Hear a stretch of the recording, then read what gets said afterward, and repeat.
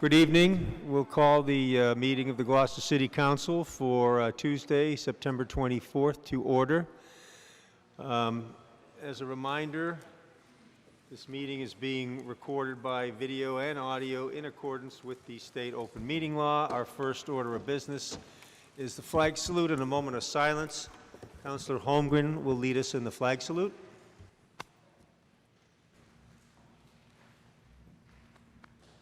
Pledge allegiance to the flag of the United States of America and to the republic for which it stands, one nation, under God, indivisible, with liberty and justice for all.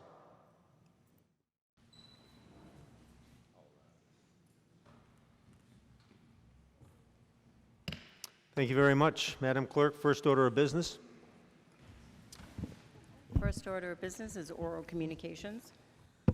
The public shall have the opportunity at every regularly scheduled meeting to be heard under oral communications on matters not appearing on the agenda. Oral communications shall allow any resident who has a request or complaint of any nature relative to city business to appear before the council, state their problem without debate, and the matter shall be referred to the proper agency through the office of the mayor.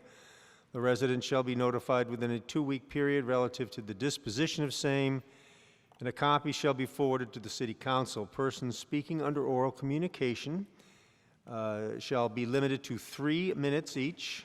The Council President shall not allow complaints as to individual performance. So is there anyone who wishes to speak under oral communication? Please approach the podium and name and address for the record, please.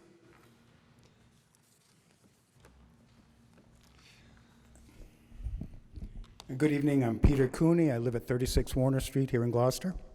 My name is Peter Cooney, and I'm here representing a number of dog owners who utilize Crab Beach regularly. We would like to sincerely thank the city for designating Crab Beach a dog-friendly off-leash venue for residents and visitors alike. I personally am there every morning with my dog Zero for an hour or so, and we have a fairly large number of canine and human friends that we meet and where all the dogs are able to get their needed exercise and playtime. The only downside to Crab Beach for the dog owners is that there's no gate at the stairs. Occasionally, one of the dogs, usually one of the younger ones, gets distracted by someone walking by the stairs with the dog or just by someone walking by and paying attention to them. They will then try to run up the stairs to greet their new friend. This also can happen when one of the dog owners is leaving the beach with their dog.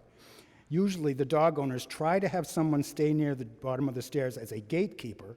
However, this is not always possible or 100% effective. No one wants to see any dogs escape the beach and end up running free on the boulevard and possibly getting hurt. With that in mind, we would like to ask the City Council's approval to privately raise funds to install a gate on the stairway leading down to the beach.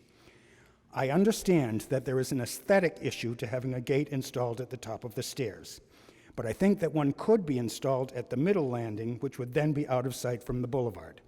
It would be nice if the gate could also have a sign on it saying that Crab Beach is a dog-friendly off-leash beach and that everyone, dog owners and non-dog owners alike, are welcome. Thank you. All right, thank you very much. You can give your statement to Grace.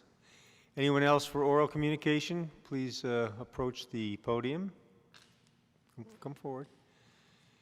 And state your name and address for the record, please. Hi, I'm Judy Doyle. I live at 100 East Main Street. Thank you. As elected officials, you are obligated to represent your constituents. I am one of them. I have lived at 100 East Main Street for 34 years. I have maintained my property, paid my taxes. I work in the schools. I have raised children here and have grandchildren who live here. My husband has a local business. I am invested in this community. I appreciate its unique qualities and charms. But the excessive and constant noise emanating from Cape Ann Lobsterman, which is located across the street, has become intolerable. The truck traffic, trucks running for extended periods of time, backup alarms and banging is maddening. It's driving me out of my mind, frankly. It happens 7 days a week, morning, noon, and night. Frequently in the middle of the night, I can't sleep, I can't enjoy my yard, I can't eat dinner outside. I have talked to the owner of the business, I have complained to city officials, my neighbors have complained, but still the noise persists. It is noise pollution, plain and simple. and it has to stop. Who do I give this to? Thank you very much. Yes, give that to Grace, please. Anyone else for oral communication? Yes. You'll name and address for the record? My name is Karen Ferranti, 27A Silver Court. I have nothing prepared because Peter just gave you that summary. I would just like to stand here in support of what he's asking. I go there almost every morning that I can. I've seen numerous dogs run up those stairs. I've seen the attempt of people to try to stop that process from happening. It's somewhat hard to do because of the energy that's associated with the dogs running and playing. So all I'd like to do is say in support of Peter's request that there's a lot of people out there that would really appreciate you approving it. That's it. Thank you. Thank you. Yes, sir. Name and address for the record, please. John Doyle, 100 East Main Street. My wife just spoke. I sent an email to Scott today, and I asked him to copy all of you on it regarding the issues with the business located across the street from us.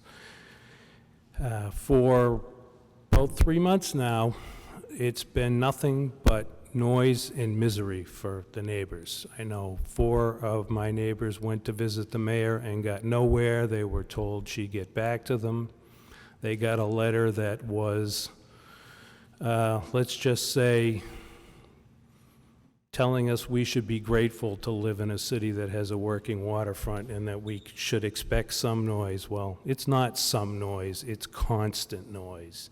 Right now, before we left, trucks, just that constant drone, beep, beep, beep, beep, the backup alarms from the trucks, the forklifts, the banging in the middle of the night, 7 days a week. It's maddening. It's just incessant.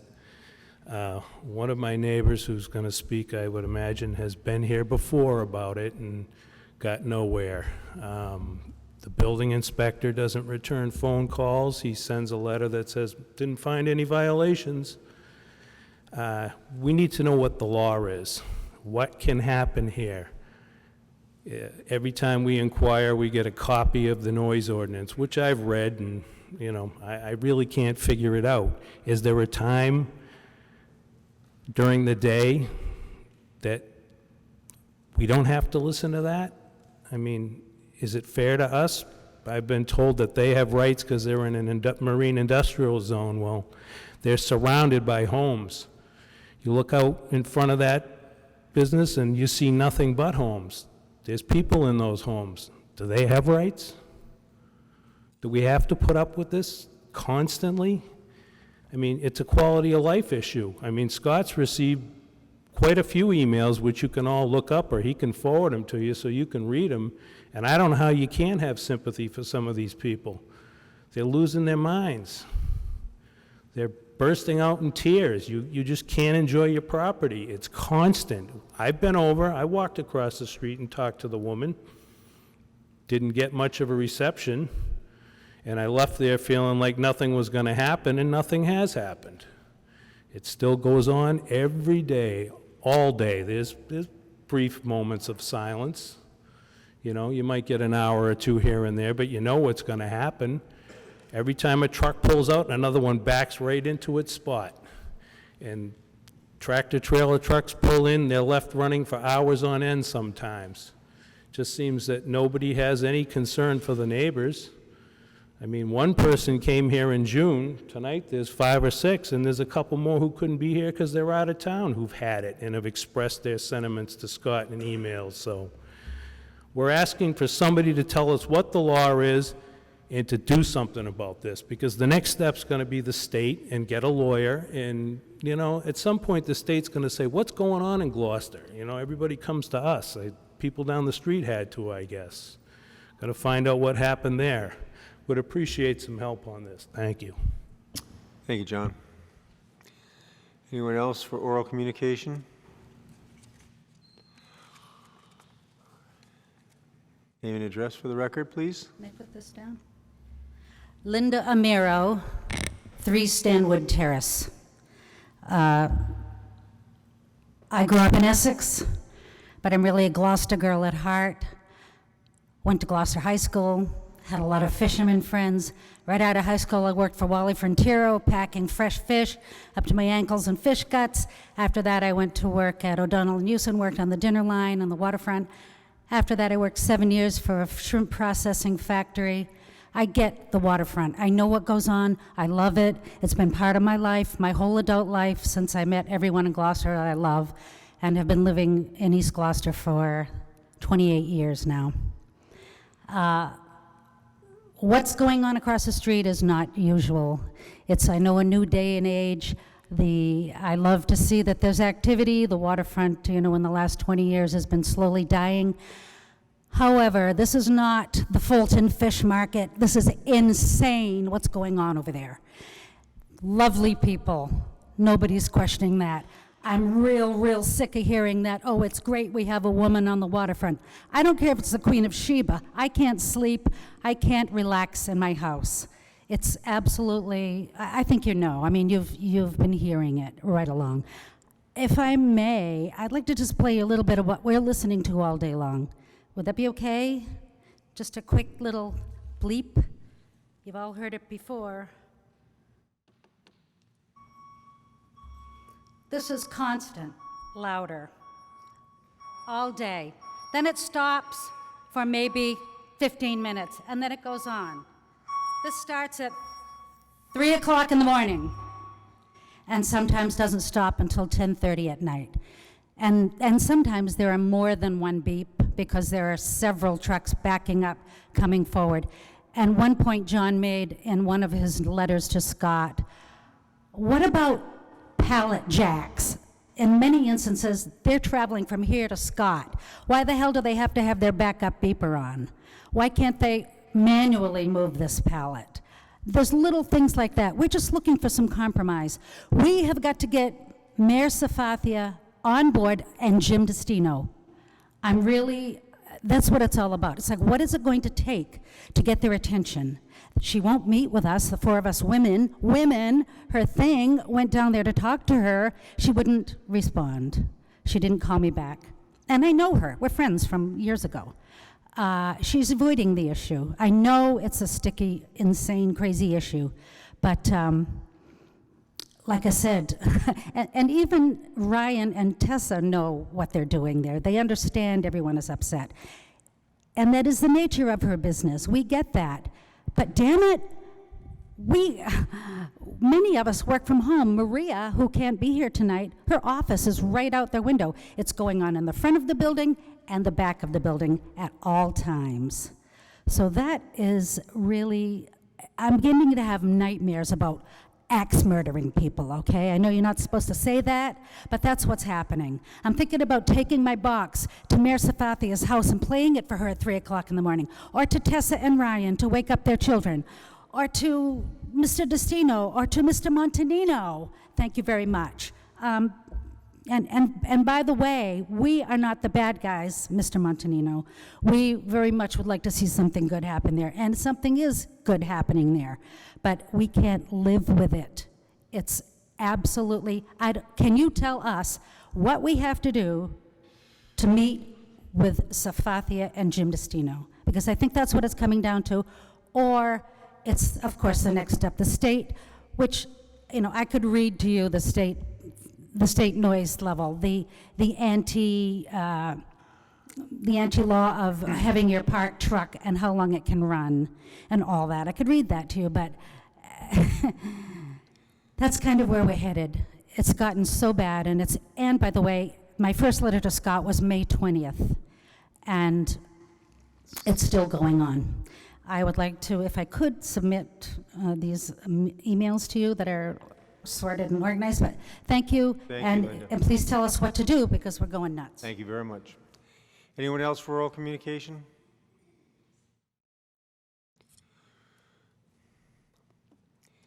Name and address for the record. Hi, Leontine Hartzell, 10 Hammond Street. So I'm 5 houses away from the Cape Ann Lobsterman business. I've been routinely woken up 3, 4, 5 a.m. all summer. I don't have air conditioning. Even with the windows closed and earplugs in, I can still hear the beeping. So it's not just an issue for the houses directly abutting the business, but the entire neighborhood's being affected. And while a working waterfront is a great thing, so are great neighbors who pay their property taxes, keep our homes looking beautiful, and create a nice neighborhood. And the town has to do something about this. Whatever the laws are, if there are noise pollution laws that the state and the town have, if this business is not abiding by them, then they either need to be corrected, or the laws need to be amended so that you can have a business abutting a residential neighborhood and have a compromise where everybody can get along and the business can do their work, but the neighbors don't go crazy with lack of sleep. I work from home most of the time, and it's a major problem. I can't have conference calls in my office if any of the windows are open. I mean, it's a problem. People can't even hear it sometimes on my conference calls. So this has to be addressed, and I was one of the women who went to the mayor's office, and it's extremely disappointing that the town has not addressed this very serious issue because it's affecting our property values. Thank you. Thank you. Anyone else for oral communication? Name and address for the record, please. Yes, my name is Jan Wallow, and I live at 5 Hammond Street. I just want to reiterate and agree with all my neighbors here.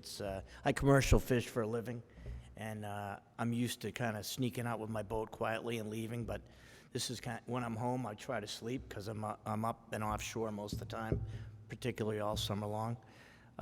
It's really something else. I mean, it's from the lobstermen coming in to pick up bait at like 5 in the morning, 4 in the morning. They're throwing frozen packages in the trucks. The small trucks are coming and going. The big trucks sit there idling. The backup beeper, as you heard on the forklift, you might as well just turn it on and put it in reverse, put the parking brake on, and walk away from it. It runs from 2 or 3 in the morning to 10 o'clock, 11 o'clock at night. It's really unbelievable. If any of you people lived in that area, you'd really be surprised. In the beginning, I kind of, pushed off, hey, working waterfront, no big deal, but there's got to be a break somewhere. There's got to, like 10 at night to 5 or 6 in the morning, that'd be kind of nice. I mean, I don't know what the law is. Like John said, what's the law? We need to know what the law is, because it's just too much, But it needs to be addressed for sure. And there's a lot more people who would like to speak that didn't come down, but it's definitely a big problem. So definitely needs attention. Thank you. Thank you. Anyone else for oral communication? Okay. Name and address for the record, please. Mary Lou Tierney, 5 Hesperus Circle. Inspired by JFK's words, as many are, that we chose to go to the moon and do other things, not because they are easy, but because they are hard, I make the following request. Per the Code of Ordinances for the City of Gloucester, Section 2.6, Access to Information, and as the legislative branch of the Gloucester City Government, I ask the City Council to take immediate action to put a moratorium on any further decisions by the ZBA in order to investigate the affairs of the Gloucester ZBA and to look into the conduct and performance of this agency. I urge you, the City Council, to do this. Excuse me.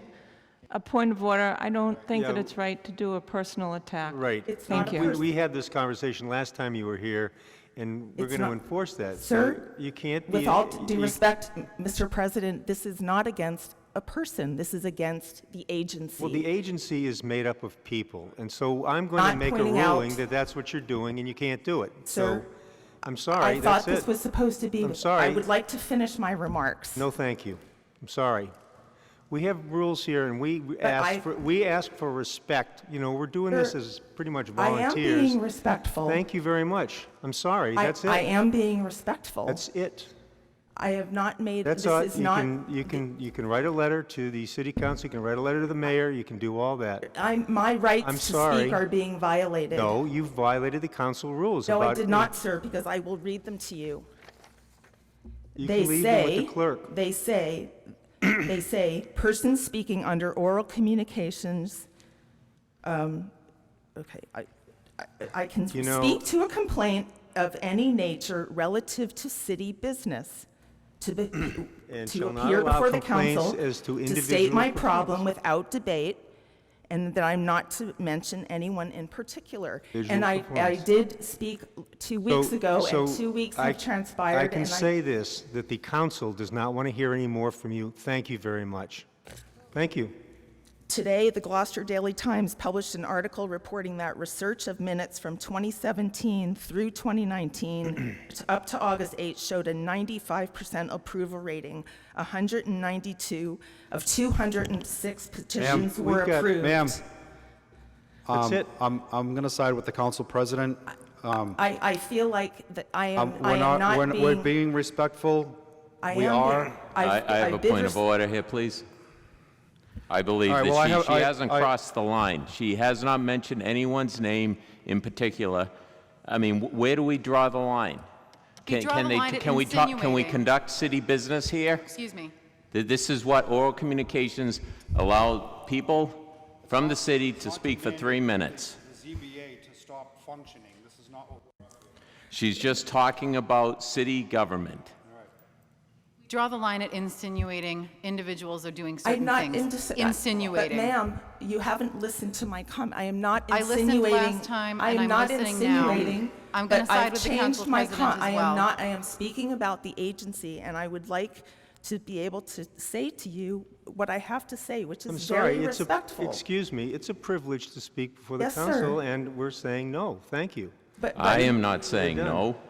Let this woman speak. She has concern. She's not speaking about any individual. This is city government. This is not dictatorship. This is the United States of America.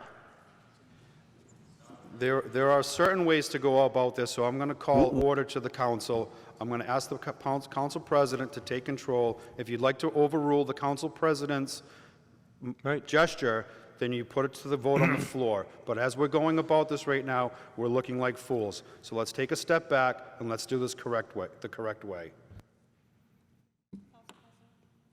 Councillor? I just would like you to know that after you came before us last time, I had a private discussion with the administration about the ZBA. So your comments are not falling on deaf ears, and I've received numerous phone calls. So we are trying to work through your complaints. That's the best I can give you right now. I'm standing here before you to say I want to be an ally, not an adversary. I know I read the charter, and this is something that you are allowed to do, and I am allowed to bring my concerns. And my intent is to bring to your attention a groundswell and an uprising of residents who are spending hours and hours of their life and tens and tens and tens of thousands of dollars to try to protect this city. I would just like to say, what got us here as a city won't get us there. I want Gloucester to be known as the city who got it right, not the city who got it wrong and destroyed the very natural resources for which people have sought out this haven for centuries and generations. Gloucester can be the role model for other small cities struggling to strike the right balance of protection and progress.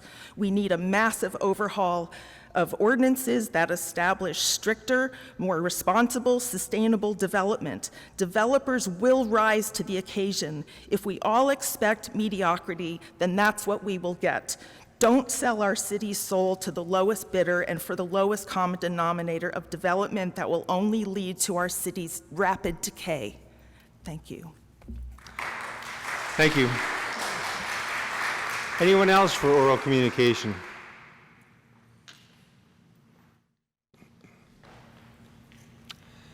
Name and address for the record. Hi, John O'Hara, 55 Lexington Ave, Magnolia, Mass. I'm here to follow up on what Mary Lou just discussed. I'll do it in a little lighter form, maybe a little more humorous to take the edge off. But born and raised in Gloucester, 12 years educated here, graduated Gloucester High School, 81. have been a local painting contractor here on Cape Ann 25 years, own rental property in Gloucester, and so I know Gloucester. Worked on the waterfront as a kid for about 5 years unloading boats. So I'm familiar with Gloucester from way back, born in '62.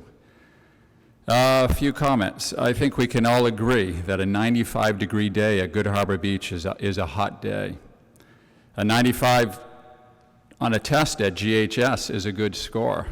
Unfortunately, I never received one of those. If we were told we had a 95% chance of winning the lottery if we bought a ticket at Tony's Variety at the top of Centennial Ave, I think there'd be a line over the A-Pi at Andrew Bridge. I digress. Several years ago, I was part of the No Free Lunch group that opposed the Gloucester Crossing and its developer for the tax breaks. One day we went to Boston and met with the state's top environmental lawyer. As we were waiting for him, we heard a little commotion in the boardroom, and out walked a group from the fort, opposed to the Beauport Hotel. We laughed, smiled, said our hellos, and the lawyer said, "There they are, another group from Gloucester, the Wild Wild West." I laughed and responded to him, "I know what you mean when you say that, but after our meeting, I'd like you to explain." After our meeting adjourned, I said to him, "Okay, give it to me straight." He said, "For 25 years, I've dealt with all types of developers in this state, and they try to get projects passed in cities like New Bedford, Fall River, Holyoke, Lawrence, etc. And if they can't, they can always depend on Gloucester." I was shocked, but I knew that's what he was saying. Well, not surprisingly, the Gloucester Crossing was built, the developer got his tax breaks, and he never finished his part of the deal with the proposed elderly housing, community center, etc. Fast forward to 2017-19, and as John Ronan's article today in the Gloucester Daily Times states, Gloucester has a 95% approval rate of submitted developers. And, quote, "Not even my wife agrees with me 95% of the time." And a 95% approval rate is unrealistic in life.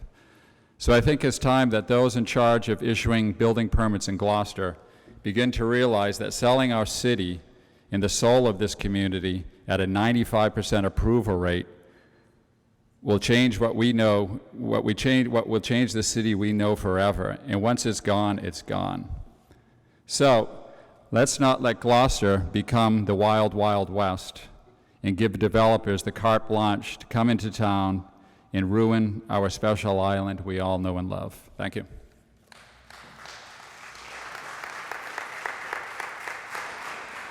Anyone else for oral communication? Thank you. Madam Clerk, next order of business. Next order of business is the presentation from Dora and Whittier Architects regarding the East Gloucester School Building Project update. Thank you very much.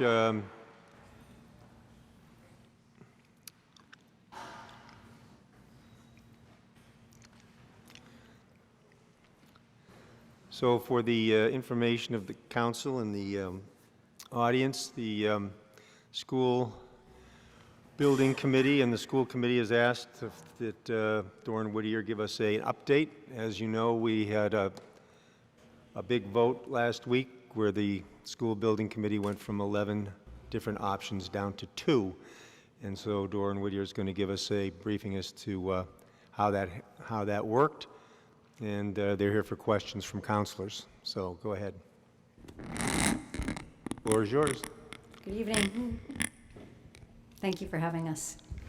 So, stole a little bit of my thunder. There we go. Whoops, wait a minute. Have to turn that on.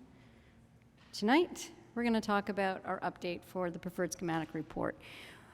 The preferred schematic report is taking you from your 14 original options to the 9 that you had submitted for the PDP, down through to the 1. That's our goal between now and October 23rd. And so there's a large process that we go through in order to make these determinations. We look at several different considerations. We start first with the educational program. That talks about whether or not the building's going to meet the needs of the goals of the students, both now and in the future. We had 16 separate criteria to outline that one particular goal. And throughout that criteria, the educational program was weighted at 35%. This is out of 100 points. So we looked at, I'm not going to read all of this to you, you can look at it later, but educational programming needs is the highest ranking for that percentage. That's where we start. Then we look at, Then we look at several different site considerations, the site location and the site circulation. Each of those considerations are weighted at 10%. We have 5 separate criteria under site location, and that's whether or not the students would need swing space, how difficult is the permitting of a particular site, what is the infrastructure like in that particular site, and so forth. And then site circulation deals with the impact on traffic, the impact on site circulation, how many parking spaces we can get into a site, how do we separate students from buses and pedestrians from other pickup and drop-off traffic. Those were weighted at 10% and 15% consecutively.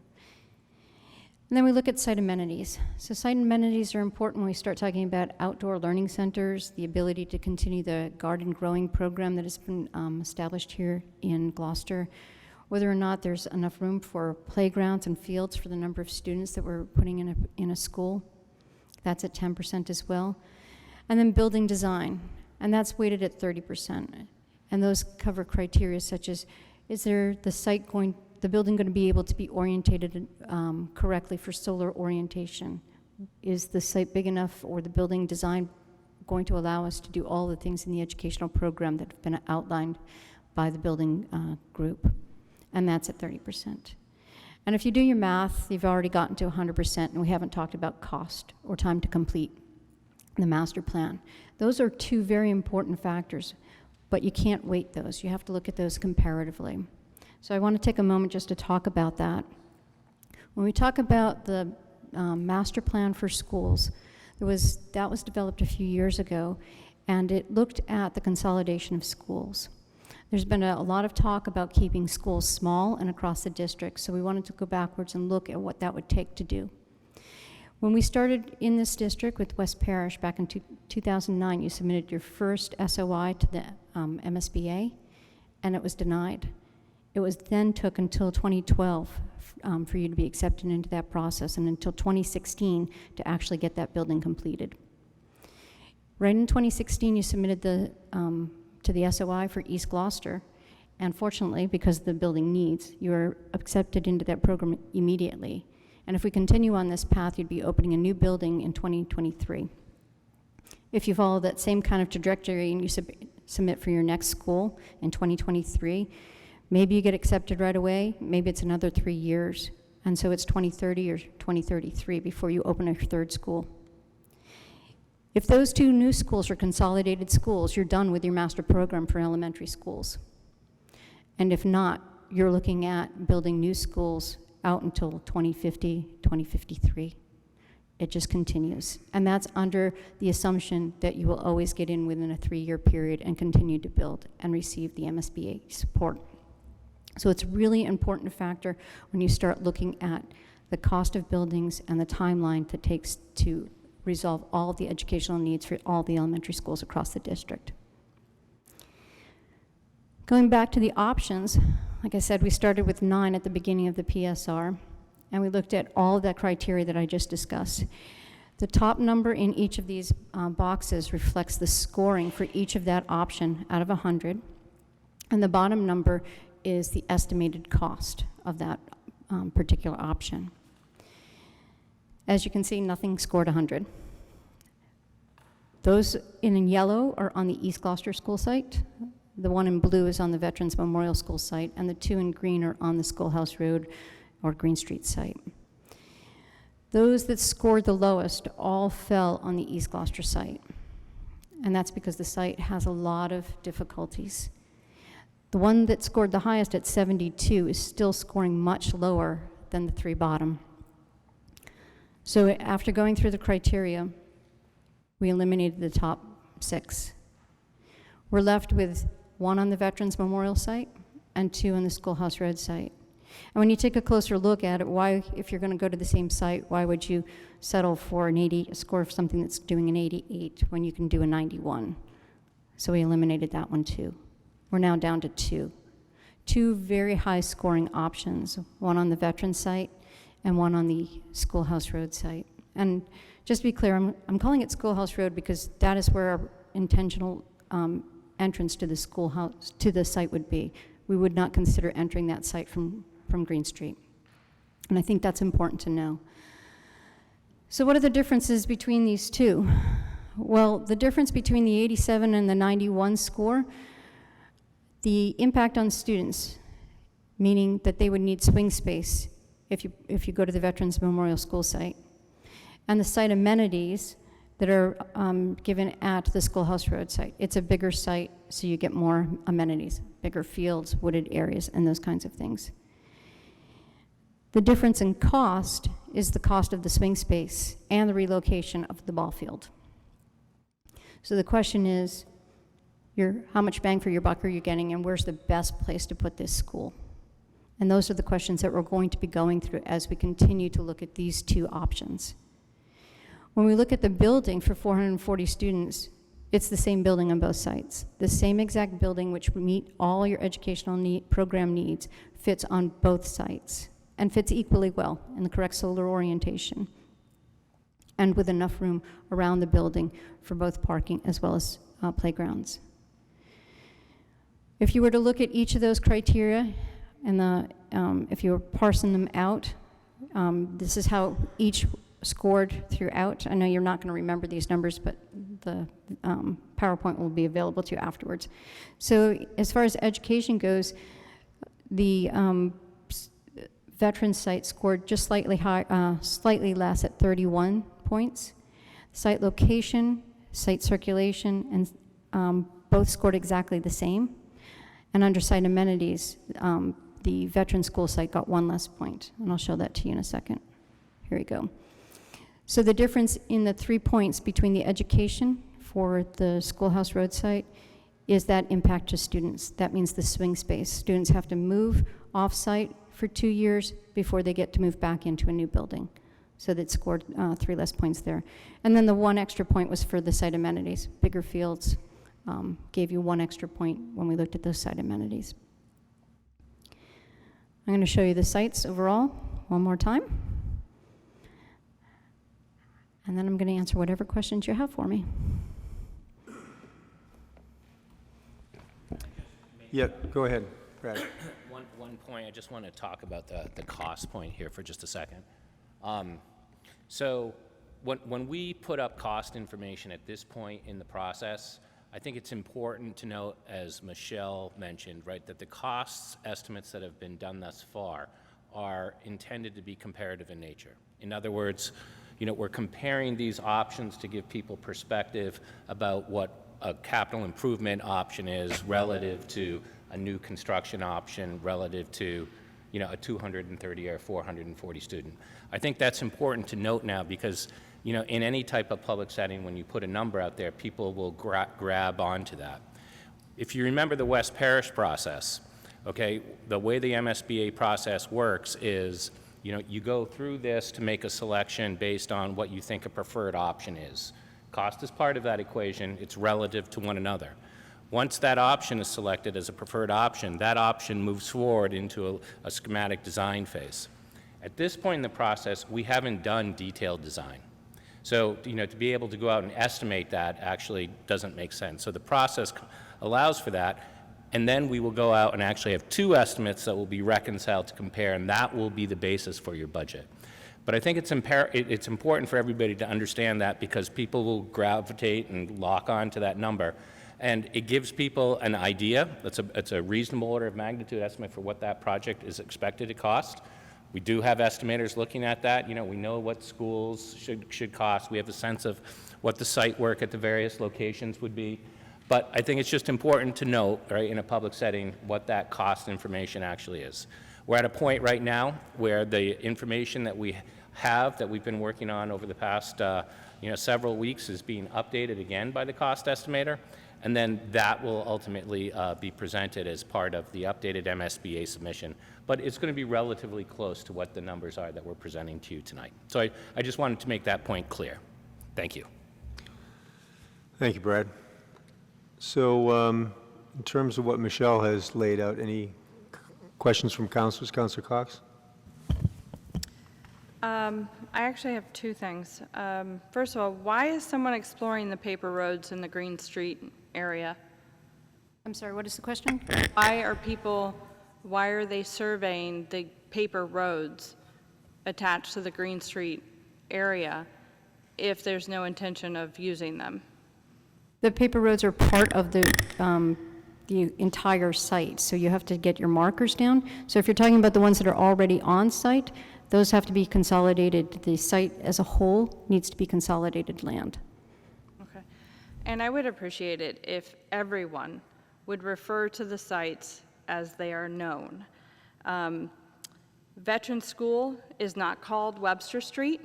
It is not referred to by the street that it's being used. It is the site that is being used, as well as Green Street Playground and Park. It's not Schoolhouse Road. I know that you are being told what to call it, but it started out as Green Street. It's going to end up as Green Street. And anything outside of that it looks like we're playing towards something else. Okay. It's not just you, it's the newspaper, it's everybody. Sure. It is Green Street, Playground, and Park. Fair That's enough. what it's referred to. I think the confusion was people thought that we were coming through Green Street, and we wanted to make it clear that the access to the site is from Schoolhouse Road, but fair enough, we'll refer to it as Green Street. Yep, I understand that, but Park. any change in the name at this point that's been attempted over the last 30 days just looks horrible. We don't refer to veterans as Webster Street, and we don't refer to East Gloucester by the street that it's on. It just looks. Fair enough. Thank you. Other councilor questions? Councilor Gilman, go ahead. Thank you, Michelle. So is this the end of the presentation, or can we ask additional questions that you asked about her presentation? But I have a couple of. No, you can ask whatever question you want. Okay. I'll ask one, and then if I have an opportunity for a second time to speak, I'll ask the second. So my question, Michelle, is, and it might be for John Dunn, but I'd love to hear the Councilor Cox, Councilor Memhard, and I were here last night, and one of the important conversations in a slide that we discussed was something that Dr. Sapphire and our CFO, John Dunn, presented, and that is just kind of walk us through the amount of debt for a debt exclusion override when we get to that junction. And I thought that was very helpful. So through the chair, I'd Sure, love to ask one Mr. of them Dunn to can come come up. and give us a commentary on that. Thank you, John.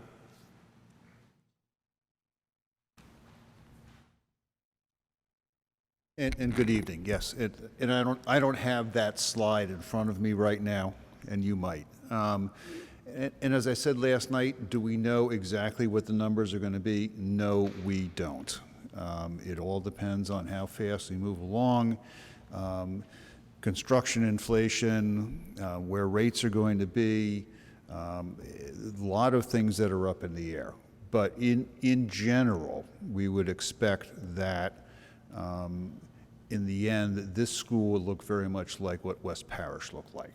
So basically, we ended up in a situation where the state reimbursed about a third of the cost of West Parish. Again, you have to kind of remember that the state reimburses based on eligible costs, not on the total construction costs or total project costs. So there's a lot of things, again, that move around in that.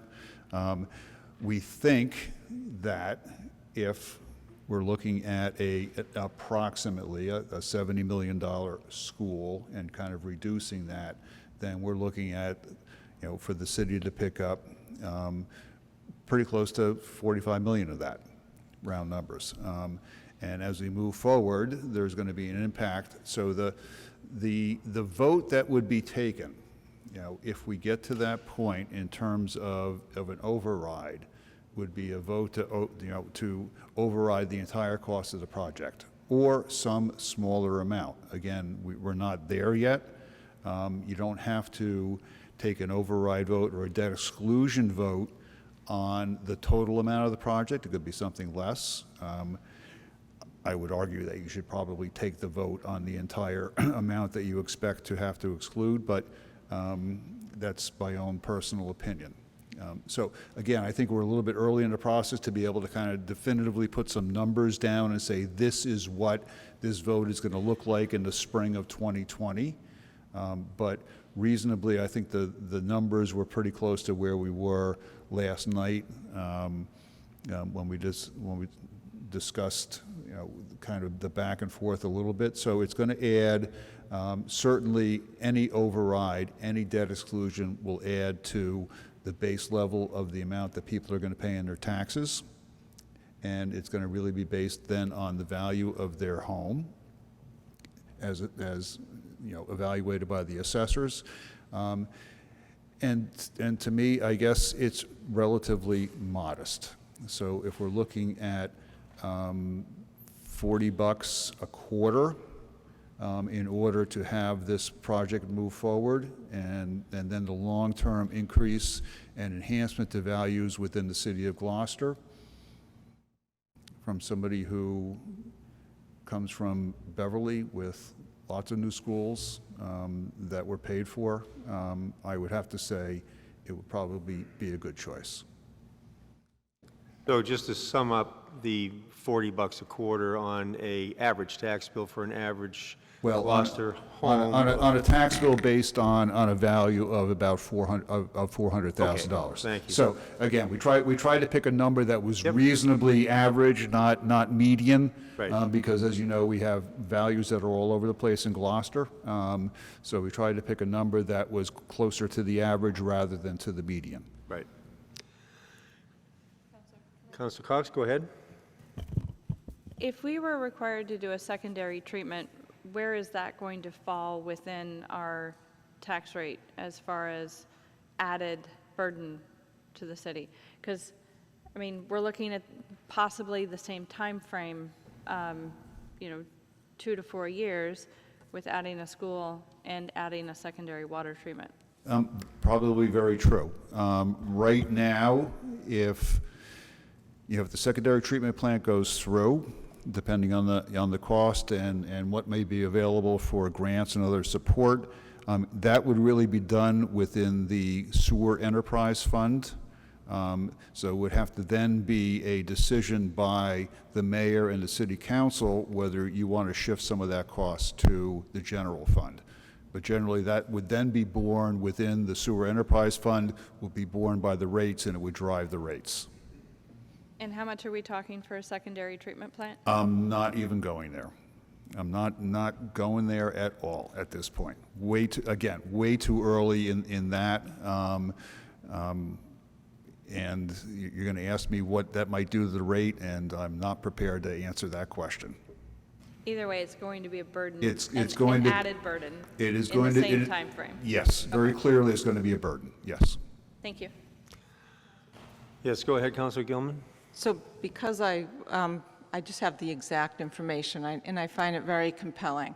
But if the school was estimated at $45 million, as you said, the debt exclusion override amount is 35 cents per $1,000 of value for your home.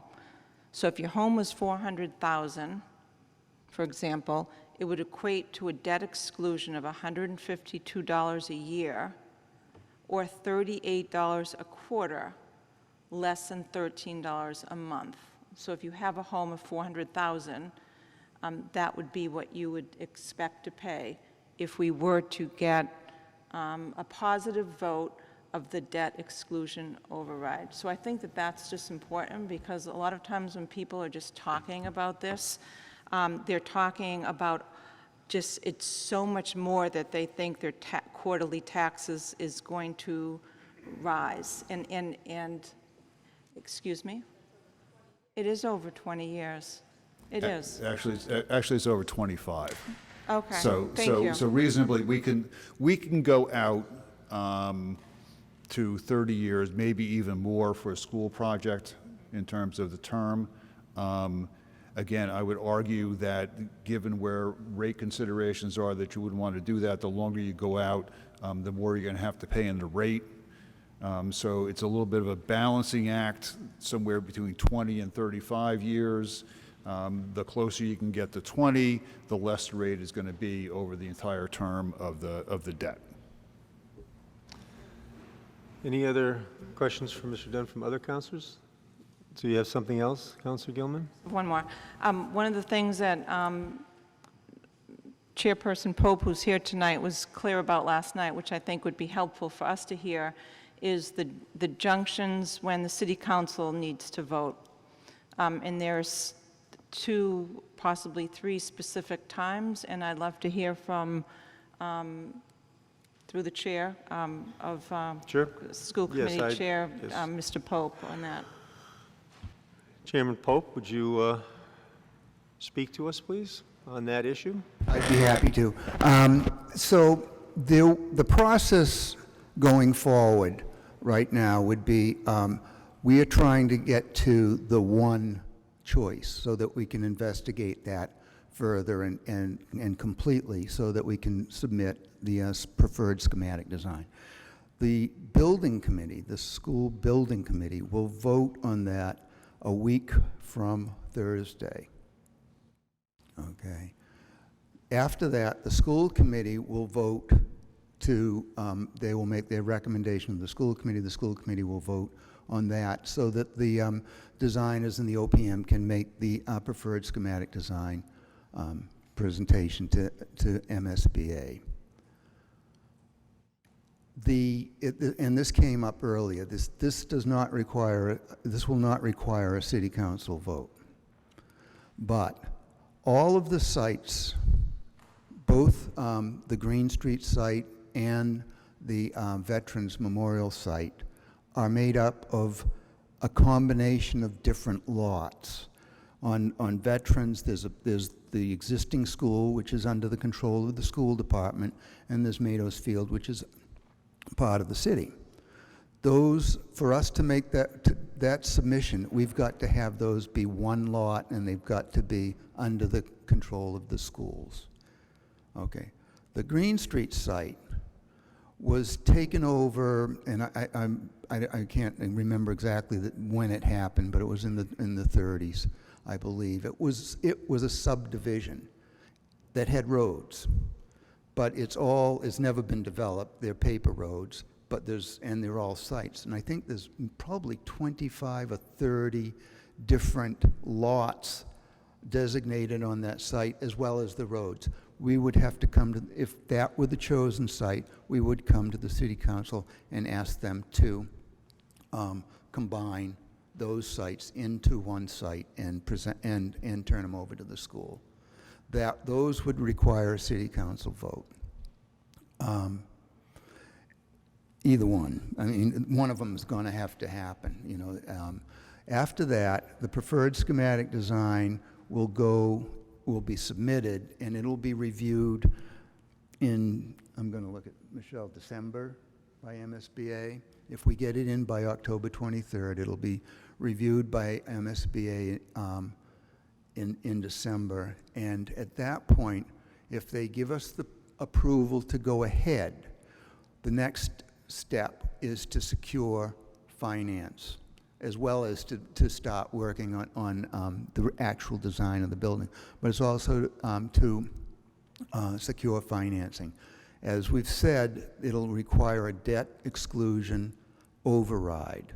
And that, to be put on the ballot, will require a city council vote. But then the vote will be, depending on the timing, if everything went right, that vote may, probably the earliest that would happen would be in May of next year, probably maybe more like June. If there's some delay, it would probably jump through the summer and into probably the primary election in September. But to put that on the ballot would require a vote from the City Council. So. Right, thank you. Thank you.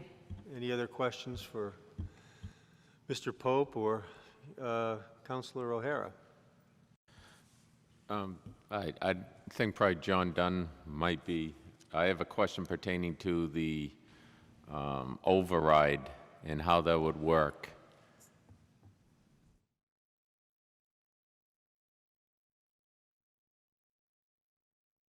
Thank you, John. As far as the mechanics of an override, and I don't know if you can answer that question. So, yeah, so to be clear, I talk generally about overrides. I mean, the debt exclusion is a type of override. So, I mean, that's what happens. In order to have an override, you need a vote of the residents, or the, so you have to go out and have that vote, and then the decision is that you are going to add a general amount, because that would be the debt service, because you don't know for sure what that's going to be. So in terms of a debt exclusion override, you were going to override and allow that, or some portion of that, or all of that debt to be added to the tax levy. So it's going to be whatever it's going to be. It's not, maybe this question is for Joanne, but the question I have is, as far as an override, how does an override work? I don't know if you can answer that. It would be by vote. I understand. Yeah. You have a vote. How many people have to turn? Obviously, is there a percentage? How does it work? I'm sorry. I understand. That's not your bailiwick. I don't know if Joanne can answer it. Yeah. Is it just a majority? Majority of the voters, of of the the voters. residents of the city, you registered voters. Okay. Okay. Anybody else? Okay, thank you very much, Michelle, for appearing again, and we appreciate the information, and thanks for coming. Madam Clerk, next order of business. Next order of business is confirmation of new appointments. Councilor LeBlanc. Thank you.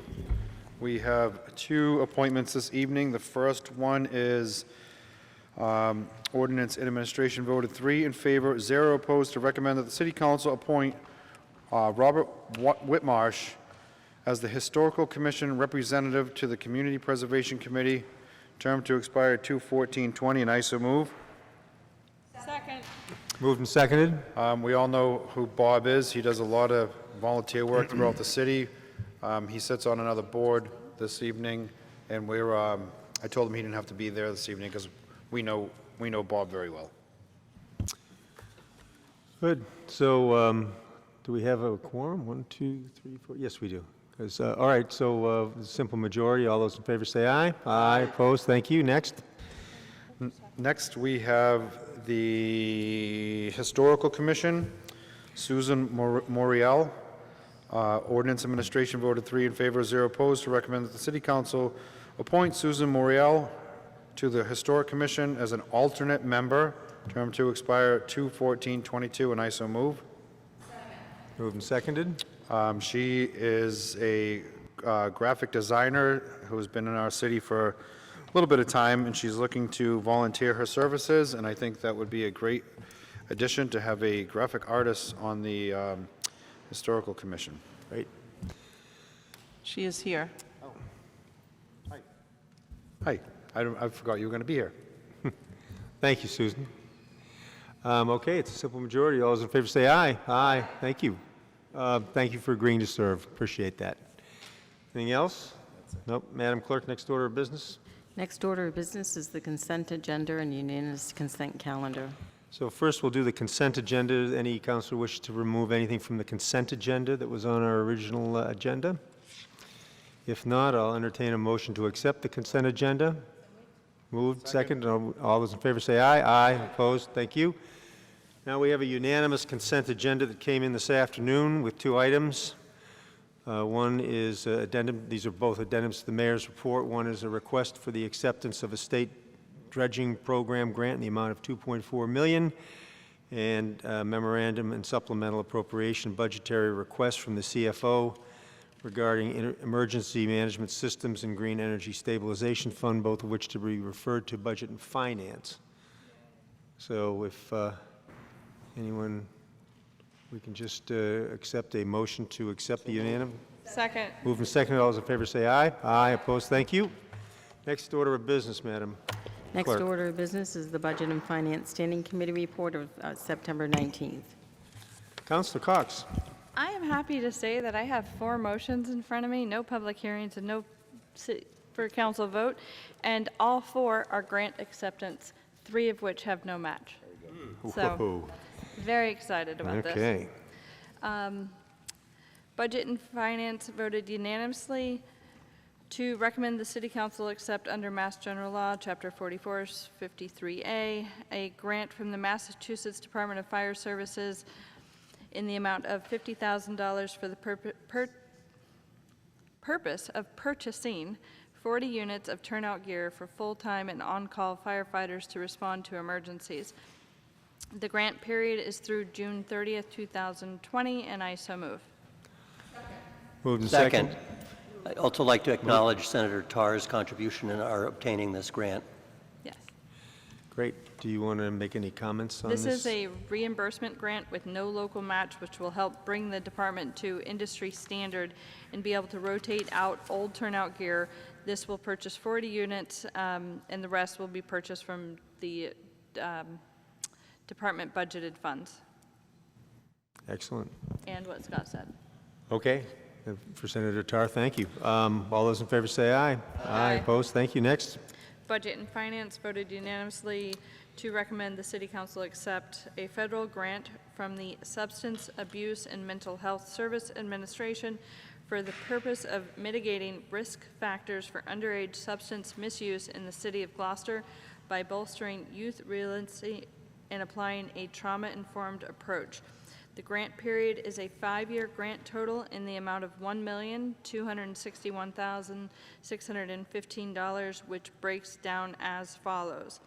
Year 1, $248,612. Year 2, $250,428.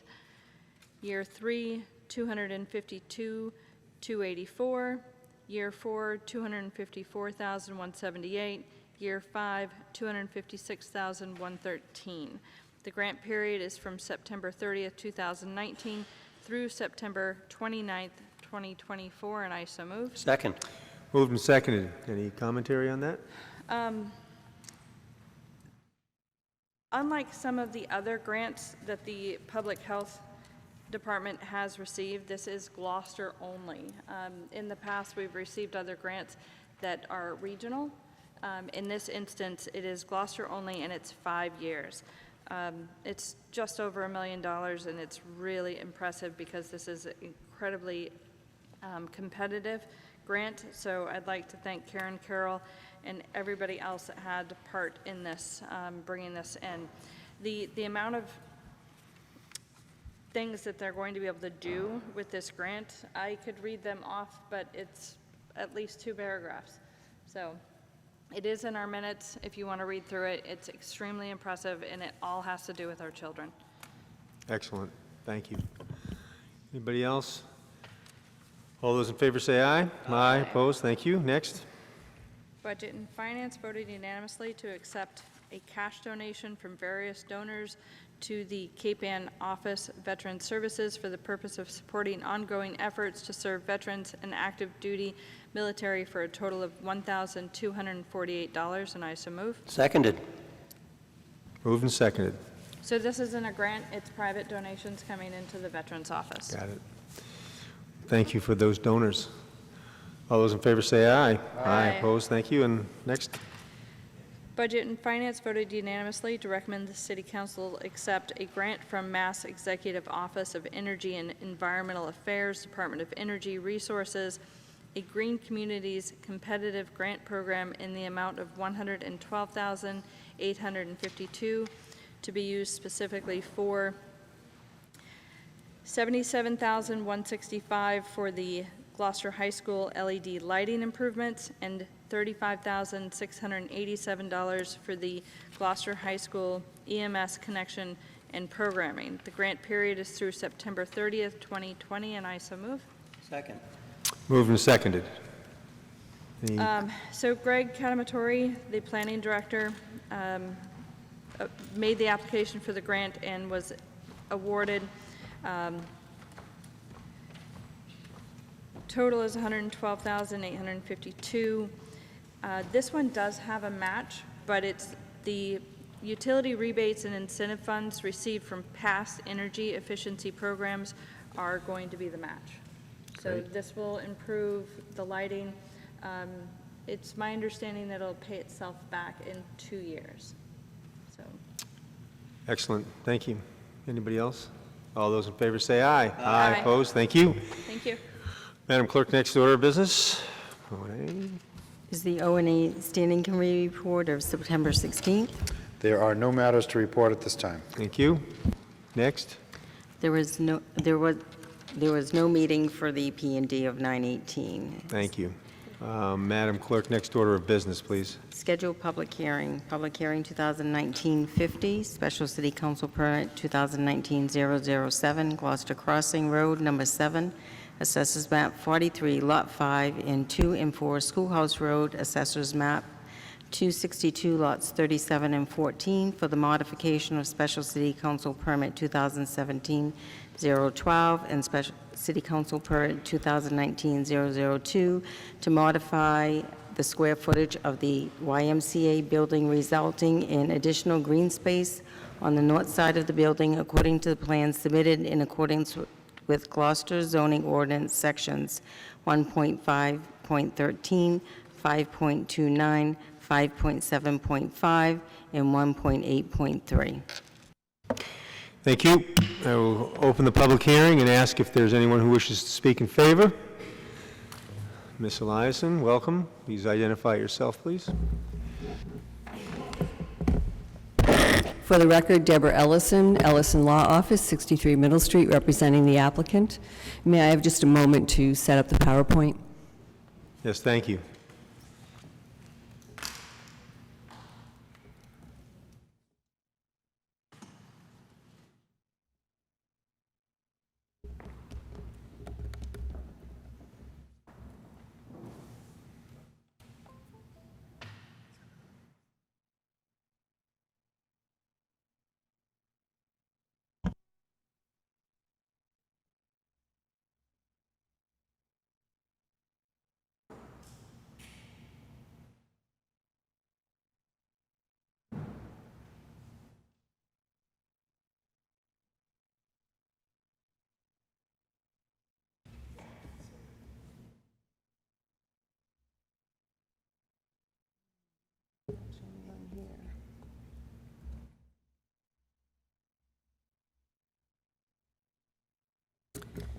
Thank you very much. I am here representing the YMCA and Fuller Mixed Use Venture with regard to the plan modification request that's before you tonight. Jack Meany from the YMCA is here. Jen Hockerman from the architectural firm of SV Design is also here, as well as Derek Seitz and Peter Godot from Windover Construction. What I'd like to do is run through the agenda with you. What we'd like to do tonight is outline the request that's before you, and then SV Design will go through the plan modifications, and after that I will tell you what hasn't changed, which is really predominantly most of the project, and go through the zoning ordinance standards, and then have a little update on the project status from Windover Construction. So the modification that's before you tonight only involves improvements located on the YMCA property. P&D made a unanimous recommendation to the City Council with regard to these modifications to approve them. There are other minor changes that have been determined to be insubstantial by the building inspector and the planning director in accordance with condition number 2 of the special permit and with GZO 1.5.13. At the request of the building inspector and the planning director, we've provided a comprehensive new set of plans that includes both the modifications that are before you tonight as well as the insubstantial changes. They wanted to have one plan set to refer to going forward. Tonight, we will only address those changes that involve the YMCA site and that are before you for your approval. We have appeared before Planning and Development, as I said, and received unanimous approval. We've also appeared before the Planning Board and received unanimous approval of the changes.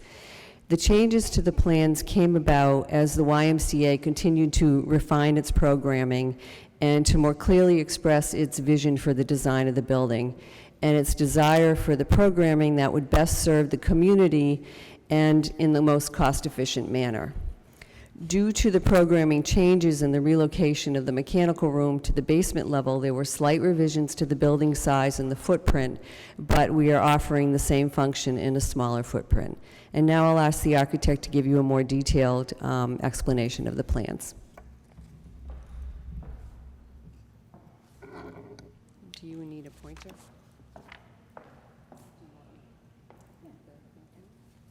You're going to need the microphone, though.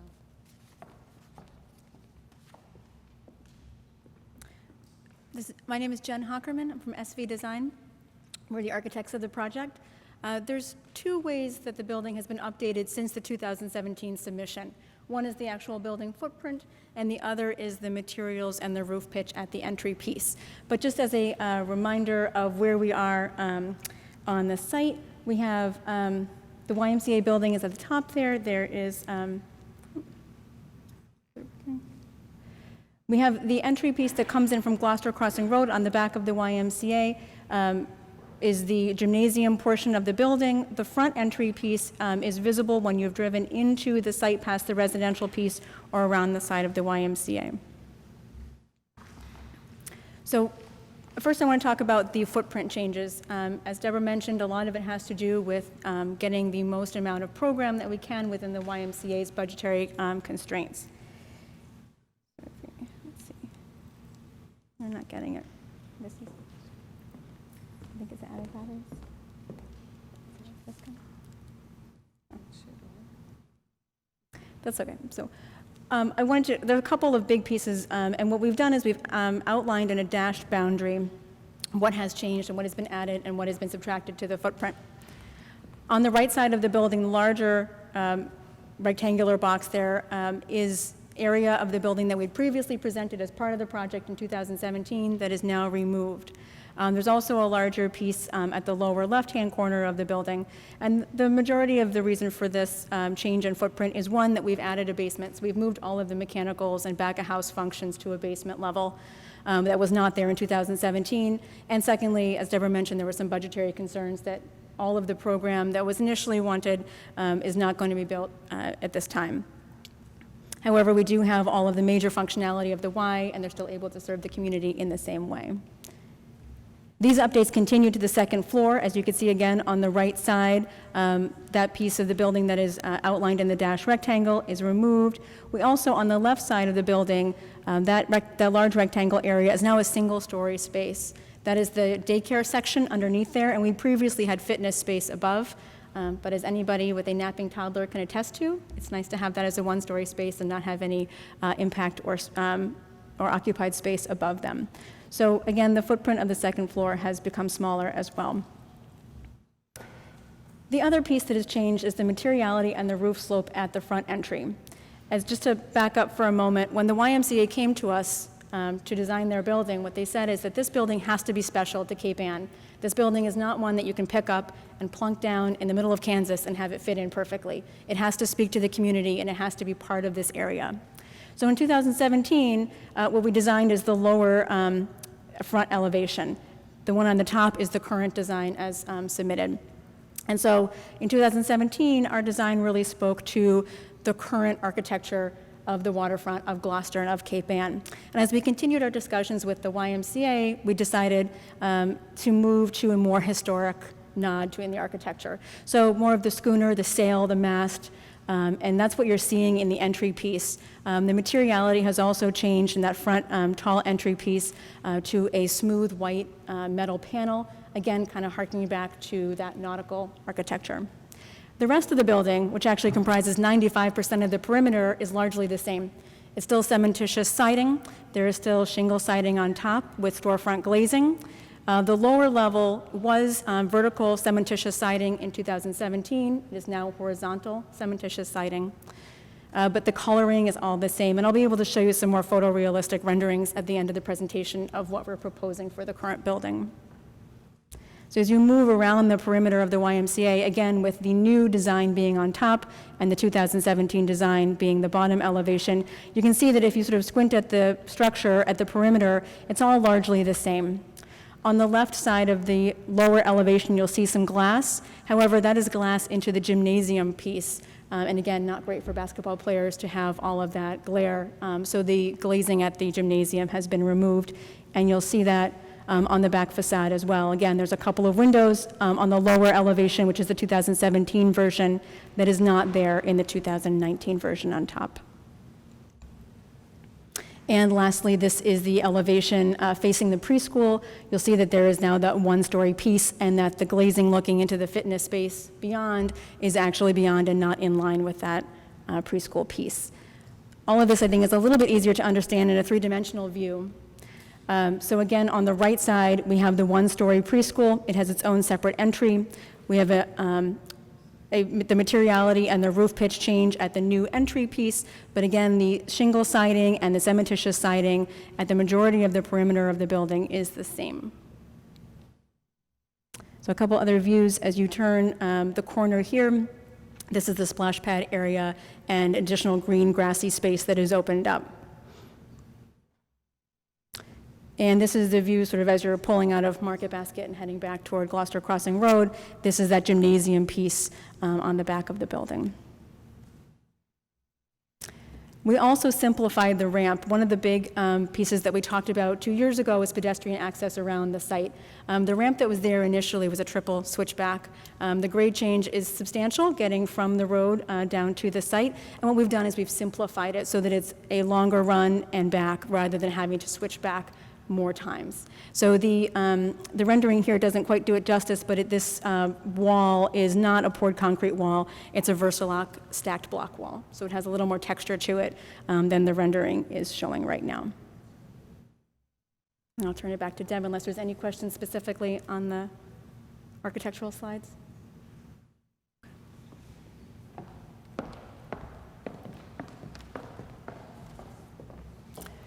So as I said at the beginning of the presentation, the majority of the plan has not changed. The building still complies with all the zoning requirements. There are no changes to the size of the stormwater structures or the overall drainage calculations. All utility requirements remain the same. There's no change to the approved lot lines. Vehicular and pedestrian circulation plan remains unchanged. And except for an additional walkway at the back of the building, there are no changes to curb cuts, walkways, outdoor lighting, or other site amenities due to this modification. There is increased green space on the north side of the building because the building footprint is slightly smaller. There is no greater intrusion into the wetlands or the buffer zone, and there will be no additional relief required from conservation. And it remains compliant with the ADA and the Massachusetts Architectural Access Board. I'd like to briefly go through the requirements of 1.8.3 criteria. First of all, under section 1.5.13 with regard to modifications, we contend that there's good cause to modify the plans and that the modification doesn't impair the interests of the neighborhood or the city.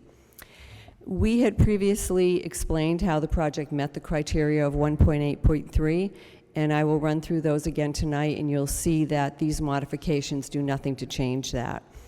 The project meets the social, economic, and community needs. Since issuance of the special permit, the YMCA has refined its programming and more clearly expressed its vision for the design of this building, and they wanted it to be a symbol of Gloucester's schooner heritage.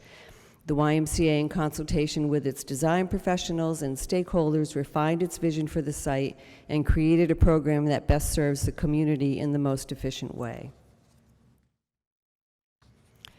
Due to the programming changes and, as Jen said, the relocation of the mechanical room to the basement level, there are slight revisions to the building size and the footprint, but it's offering the same function in that smaller footprint. Modifications will not alter the traffic flow and safety that was set out in the original proposal. There's no change to, no change to the pedestrian or vehicular access or safety. The modifications will not have any effect on that. The walkway ramp that's leading to Gloucester Crossing Road has been moved farther away from the YMCA building and simplified. It will improve the pedestrian flow on that walkway and ramp and around the YMCA site and make it easier for the maintenance of both. The plan modifications will not alter the adequacy of the utilities for the site. There's no change in the anticipated stormwater flows, and therefore there's no change to the stormwater calculations or the overall size of the stormwater structures. Even though the building is smaller, we're not reducing the size of the system or lowering the drainage calculations. It's a conservative approach to take, but it ensures that the stormwater system is even more than adequate to meet the needs of the site. The engineer has confirmed that the modifications will not impact the overall peak design flow nor the capacity of the system. And there's a memo that was included in the application from the engineer to that effect. There's no change to the water and sewer requirements for the project. It will also not alter or impair the neighborhood character or the social structure. It's reduced in size, increasing the green space by approximately 7,300 square feet. Moving the mechanical room to the basement offers the same function. The design of the building will be more in keeping with and identifiable with the city of Gloucester, and the scale of the building itself hasn't changed. The changes to the exterior construction materials are minor. It also will not alter or impair the quality of the natural environment. As I said, there is increased green space. There's no greater intrusion into the wetlands or the buffer zones, and no additional relief is required from conservation. The modifications will also not impair or alter the positive fiscal aspect of this project. There's a small reduction in the size of the YMCA, and the interior changes will not reduce the positive fiscal impact on this project for the city. For all of the reasons, the plan modifications we contend meet 1.5.13 and 1.8.3. And I'm sure we've all been watching the progress over at the site, and so I'd ask Windover Construction, Derek Seitz, to give us a little bit of an update as to where we stand on that project.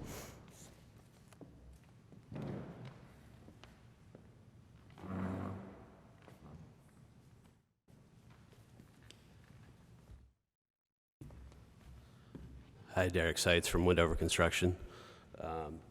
Update at the site is abatement is approximately 85% complete of the existing school.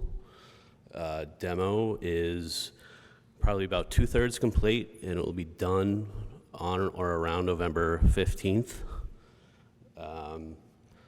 The excavation underneath the old ball field is essentially complete. We've reprocessed all of that material, and we are currently prepping for the future YMCA, and we're working on putting all the utilities in the ground right now. Thank you very much. So we respectfully ask that the council approve these modifications, and we're happy to answer any questions that you might have. Thank you very much. We'll maybe have some questions in a minute. Let me just ask, thank you, Deb, you can sit down. Anyone else wishing to speak in favor? Is there anyone wishing to speak in opposition? Are there any communications? There, oh.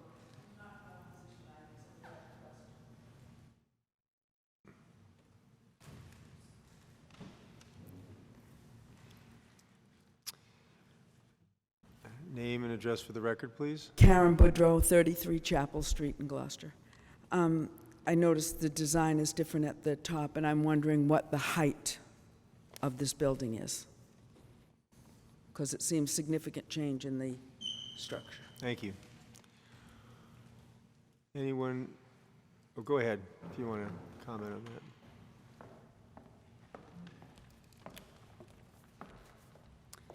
that. As I mentioned, the base perimeter is still at the same height.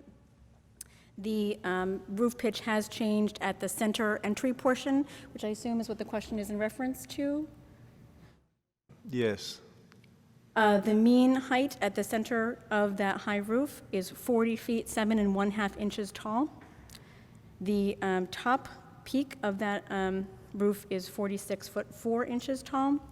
The majority of the building, as I mentioned, 95%, is still at, is still at 28 feet high. Great, thank you. Anyone else wishing to speak in opposition?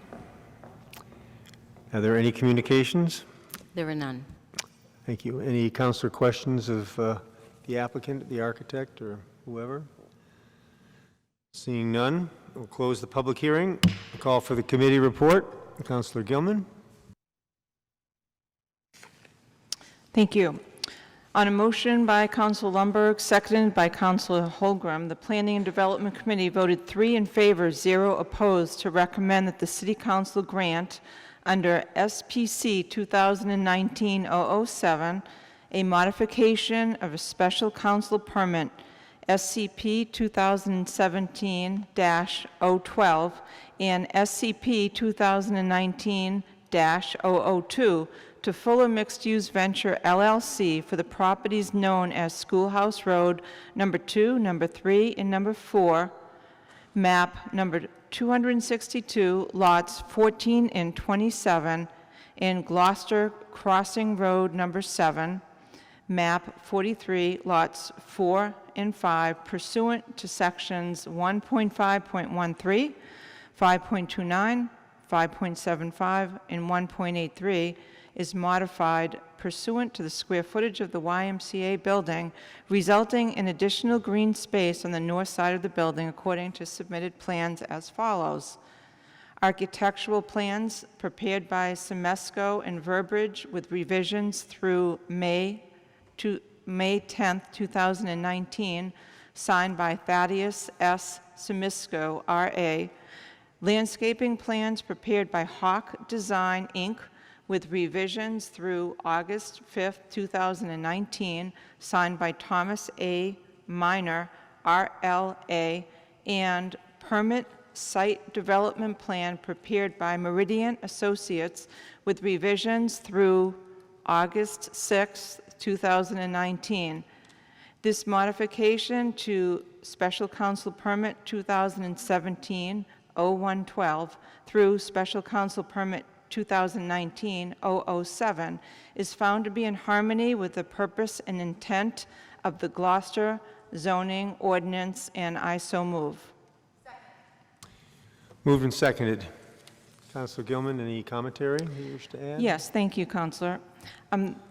There's good cause to modify the plans under GZO 1.5.13. The modification is pursuant to the reduced square footage of the YMCA building, resulting in additional green space on the north side of the building as defined in the updated plans. The use remains the same. The minor changes to the project were determined to be insubstantial by the building inspector in consultation with the planning department.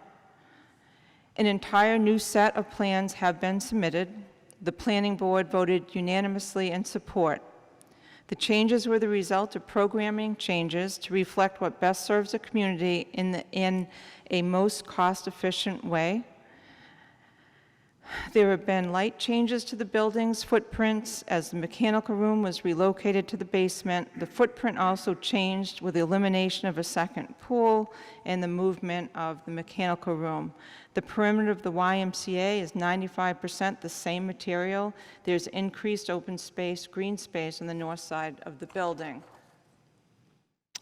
And based on these factors, I'm prepared for us to deliberate and discuss the benefits of this covered under 1.8.3, standard to be applied. Thank you, Councillor. Thank you. Any councillors have any comments on this? Okay. Yes, Councilor Cox. After thinking about the height on the structure, like I don't know what to call it, the little whoop at the top. Have we thought about the impact of snow on that? Because it seems pretty curved and it's right over the entrance. You want to come up on the mic, please? Yeah, come up on the mic, please.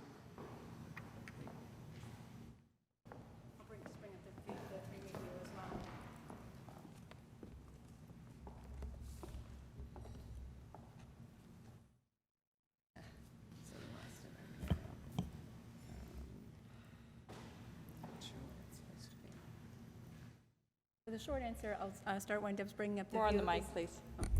The short answer is yes, we have considered snow and the snow melt as it moves along. Most of that sloped roof does pitch onto some of the other flat roofs as part of the design.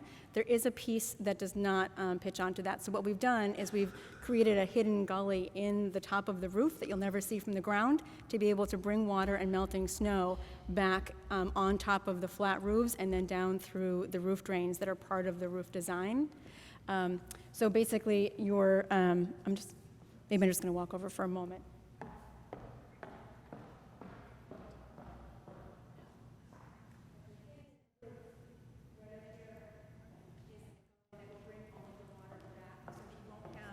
Large amounts of water, sheets of ice coming down and creating any kind of public hazard. Last thing we want is a skating rink right by the front door. Thank you.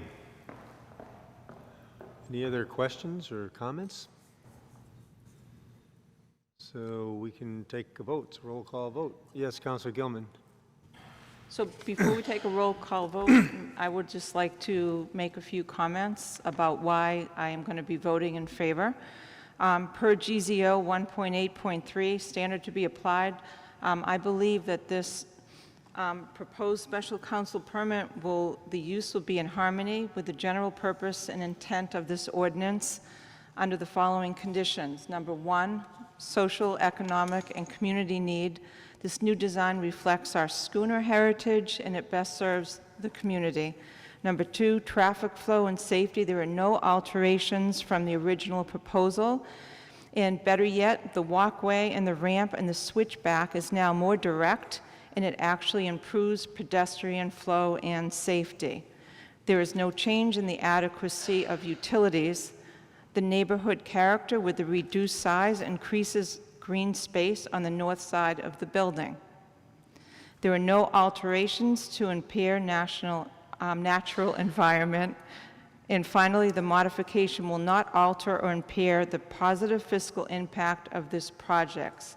The plans clearly meet the modifications of GZO 1.5.13 and the conditions that I just discussed on 1.8.3.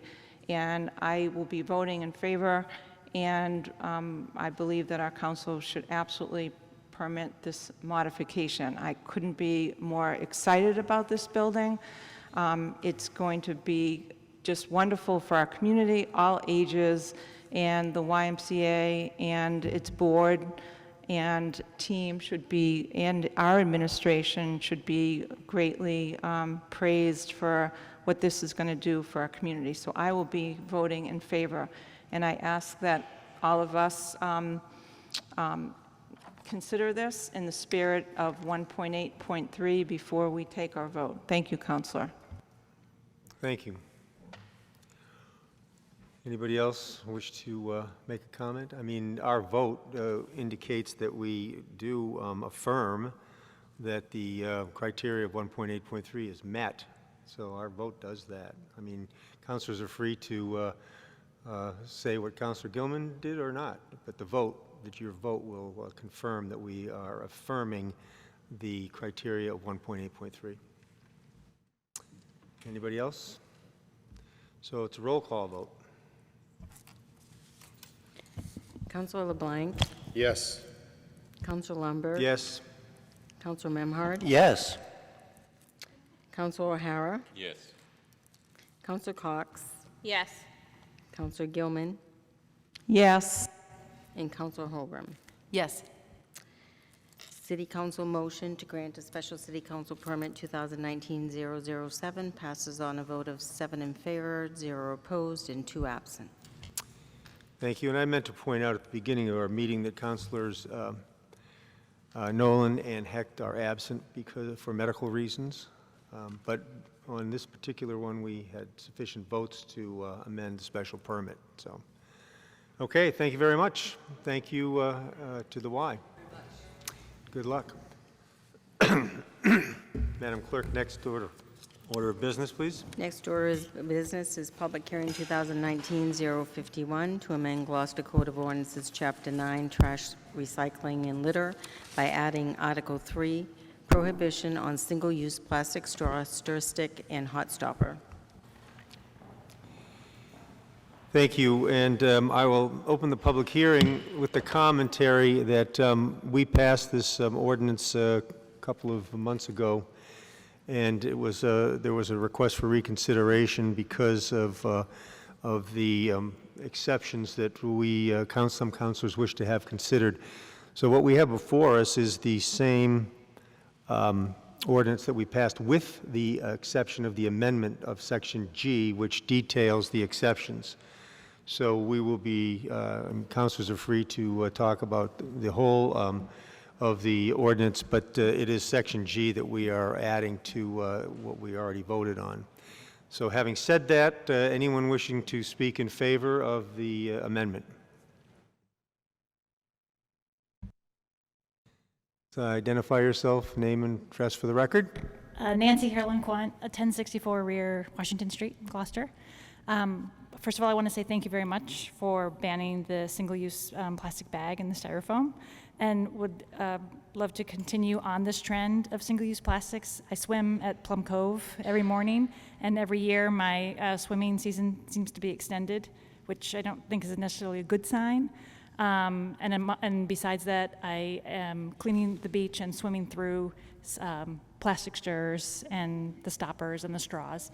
So would love to, as a resident of Gloucester, on behalf of myself, on behalf of my 8-year-old daughter and residents of the planet, urge you to continue on this wonderful trend.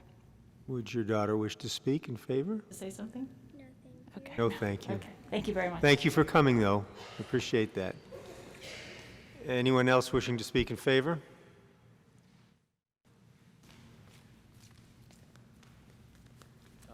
Hi, John O'Hara, 55 Lexington Ave, Magnolia. Two things. I'm totally in support of the ban of plastic stirrers, straws, and the hot stoppers. And I'll just give you a couple of my personal reasons and experiences. This past summer, I've been a bartender at a restaurant here on Cape Ann that carried these items. Myself personally, I would ask clients if they would want one, and hopefully they wouldn't. But we use a highly excessive amount of straws, stirrers, and cocktail prongs, which are for the fruit and everything, in addition to plastic utensils for to-go orders. At the end of the shift or evening, the majority of these straws and stirrers and prongs would end up in our trash bags that would end up in the dumpsters, that would either end up in a landfill, and since we were by the ocean, some of them I'm sure had blown into the water. And so my second part is, as a water person, lifelong on Cape Ann, fisherman, lobsterman, and now a surfer and paddleboarder, I'm in the ocean regularly, year-round on Cape Ann, and if not, walking on the beach. And I have to say I've seen a high amount of these stirrers and straws in the water as we're surfing, paddling through, but even more kind of horrifying is seeing sea life. Seagulls with straws stuck out of their bills or under their wings, or seals and other fish the same. So I'm in fully support of this, and commend Seaside Sustainability for taking on this really important issue. Thank you. Thank you very much. Anyone else to speak in favor? Eric Major, 7 Marchant Street, Gloucester, Mass. On behalf of, I know Ken, I wish you were here, but on behalf of us both, we appreciate everything you guys have done. And that's it. Thank you.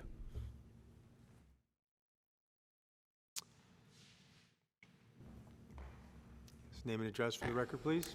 Alicia Pensarosa, and I'm speaking on behalf of Ocean Alliance at 32 Horton Street. And so we would like to also support this ban of single-use plastic straws, hot stoppers, and stirring sticks. And so because these single-use plastic items cannot be recycled in our current recycling facilities, and the ones that aren't properly disposed of are ending up in our ocean and left to break down into smaller microplastics. At Ocean Alliance, we are currently studying microplastics in whale feces, and we have found astonishing amounts. In one sample, we have found 651 pieces of microplastic in 1 gram of poop. So that's 651 pieces in 1 gram, which would equate to 295,000 pieces in 1 pound of poop, which is not much for a whale. But so plastics are affecting the reproduction and health of animals from plankton to the human level. And this is especially applicable in our community when we live by the ocean. So 8 million tons of plastic are ending up in the ocean every year.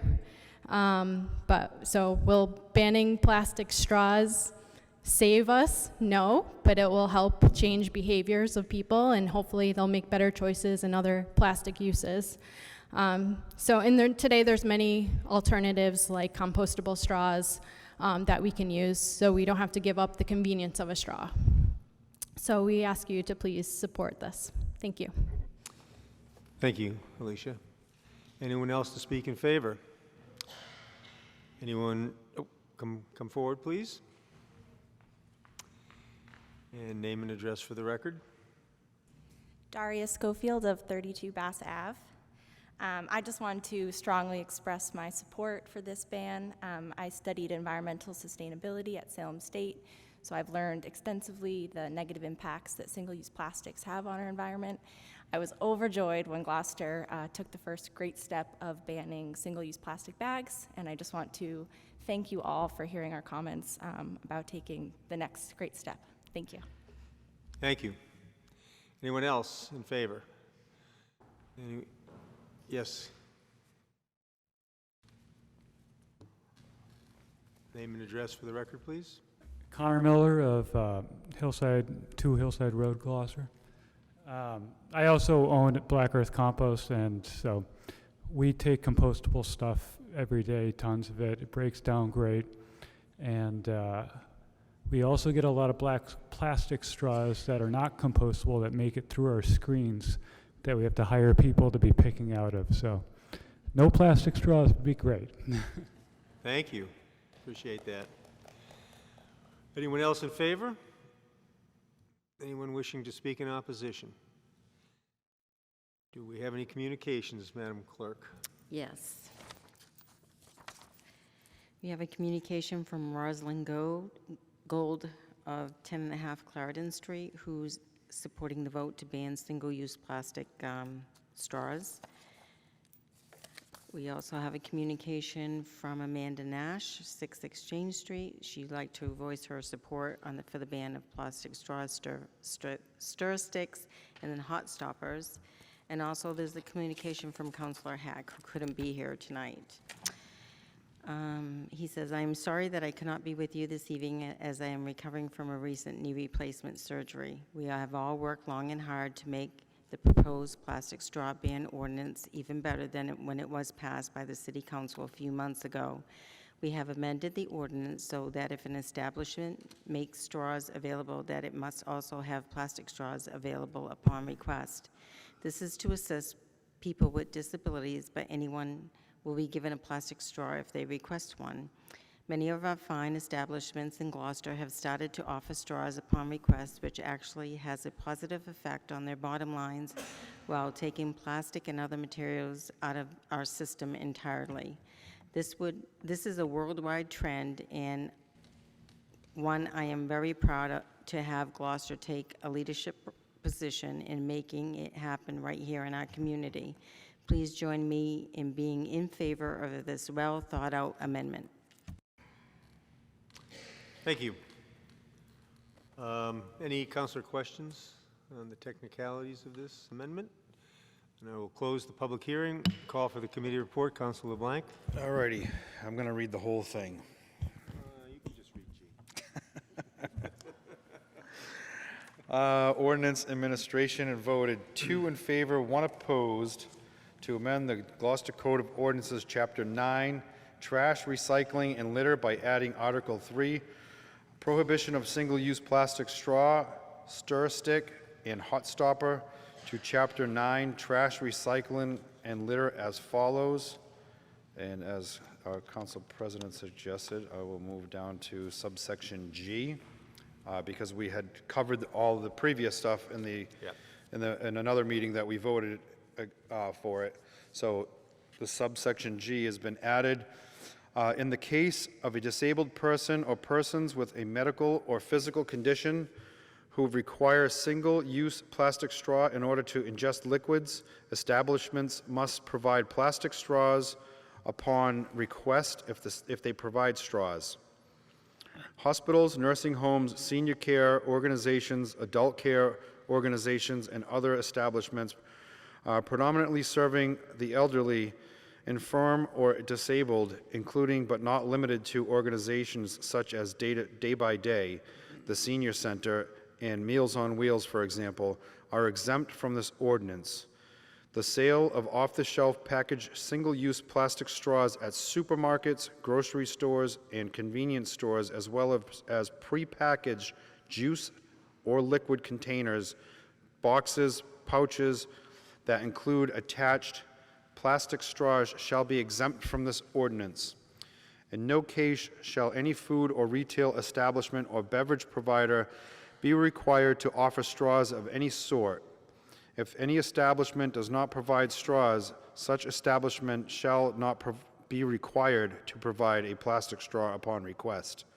If any establishment not exempt from this ordinance provides straws, then such establishment must provide reusable or compostable straws unless the plastic straw is specifically required, in which case the establishment shall be required to provide a plastic straw. And I'm sorry, requested, my bad. And the rest of it we had covered, so that is subsection G, and I so move. Second. Moved and seconded.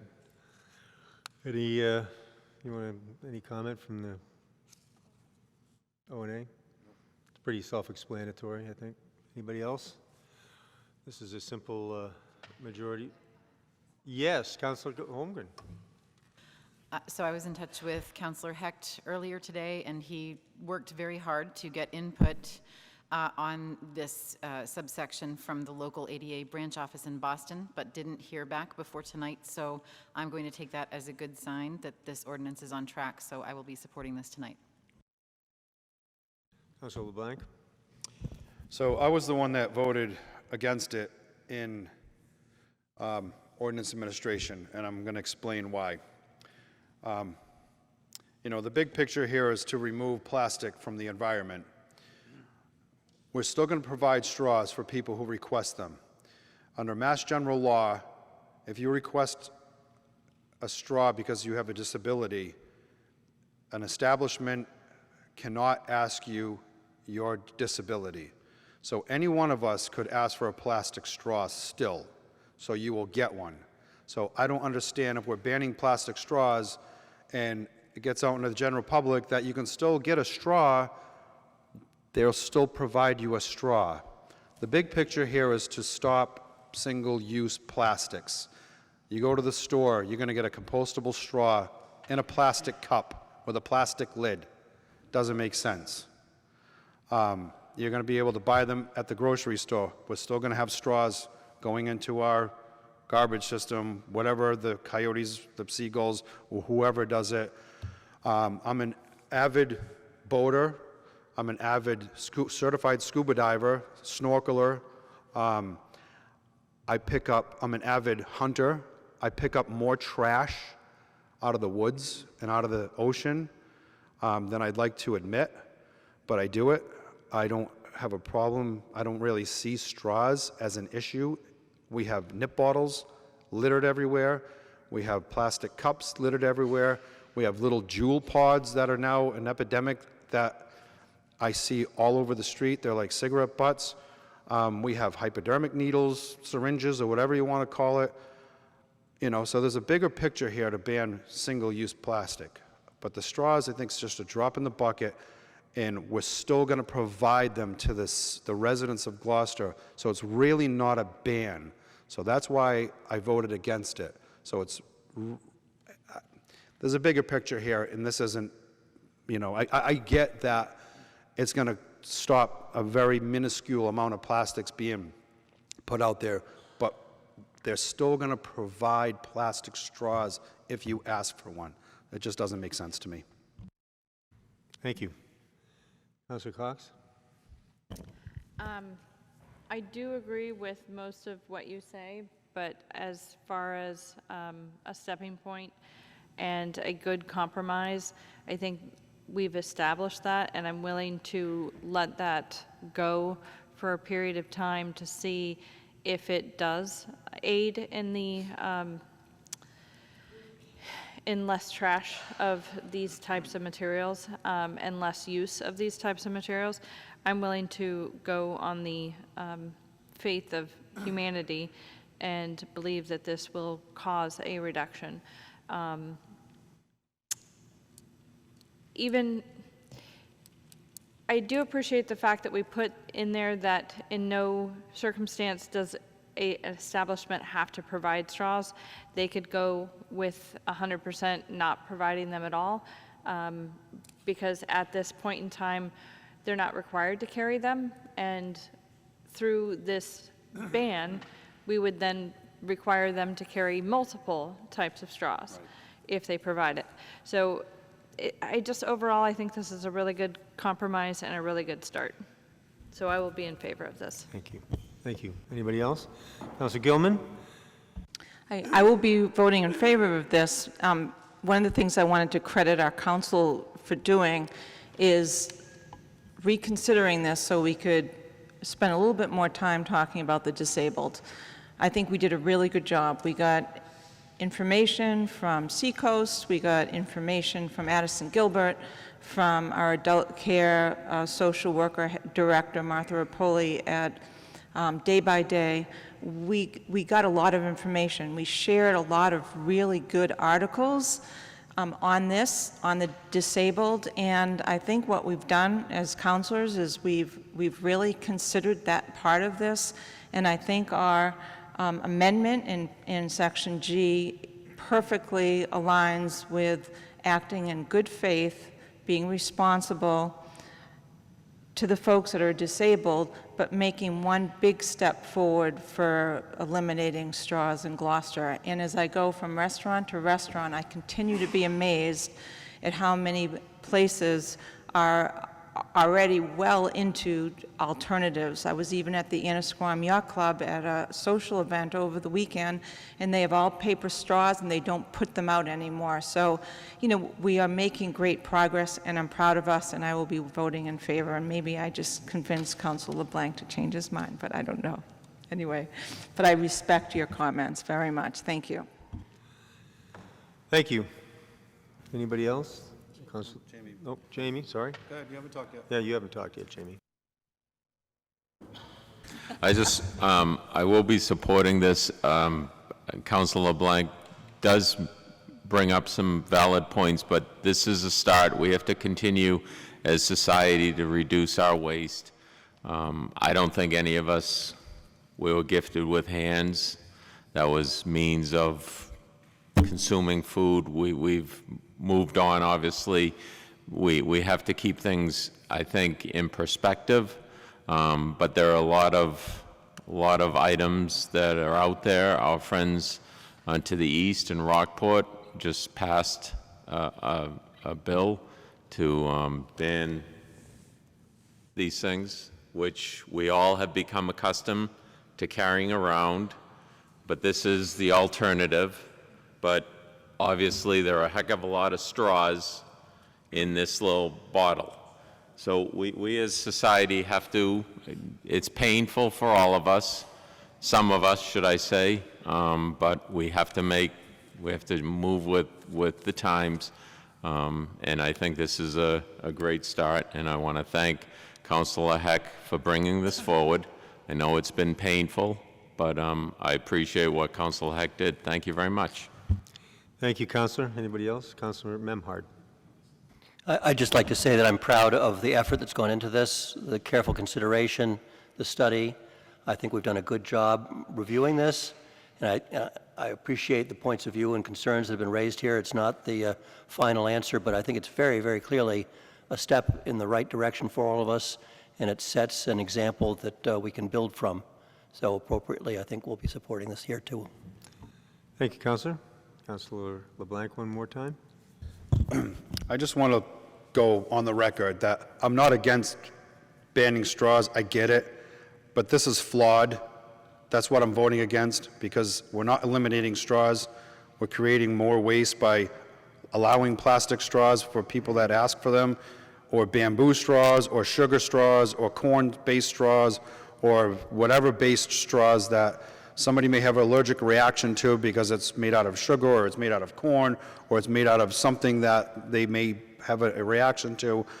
I'm voting because I think this ordinance is flawed, and I'm all for single-use plastic banning and stuff like that, but my perspective on this ordinance is it's flawed, and that's why I'm voting against it, not because I'm in favor of single-use plastics. Thank you, Councillor. Anybody else? So I'm going to vote in favor of this.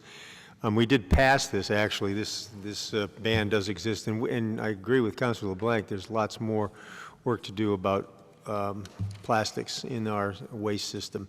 But what we're really voting on tonight is the exception to permit, to try and accommodate those with medical needs. So I'll be voting in favor of this. Anybody else? So it's a simple majority. All those in favor say aye. Aye. Opposed? No.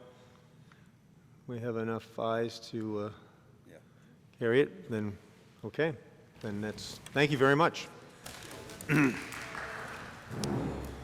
Madam Clerk, next order of business. This public hearing 2019-040 to amend Gloucester Code of Ordinances, Chapter 11, Section 11-10F, Special Events, Transient Vendor Parades, by adding the following sentence.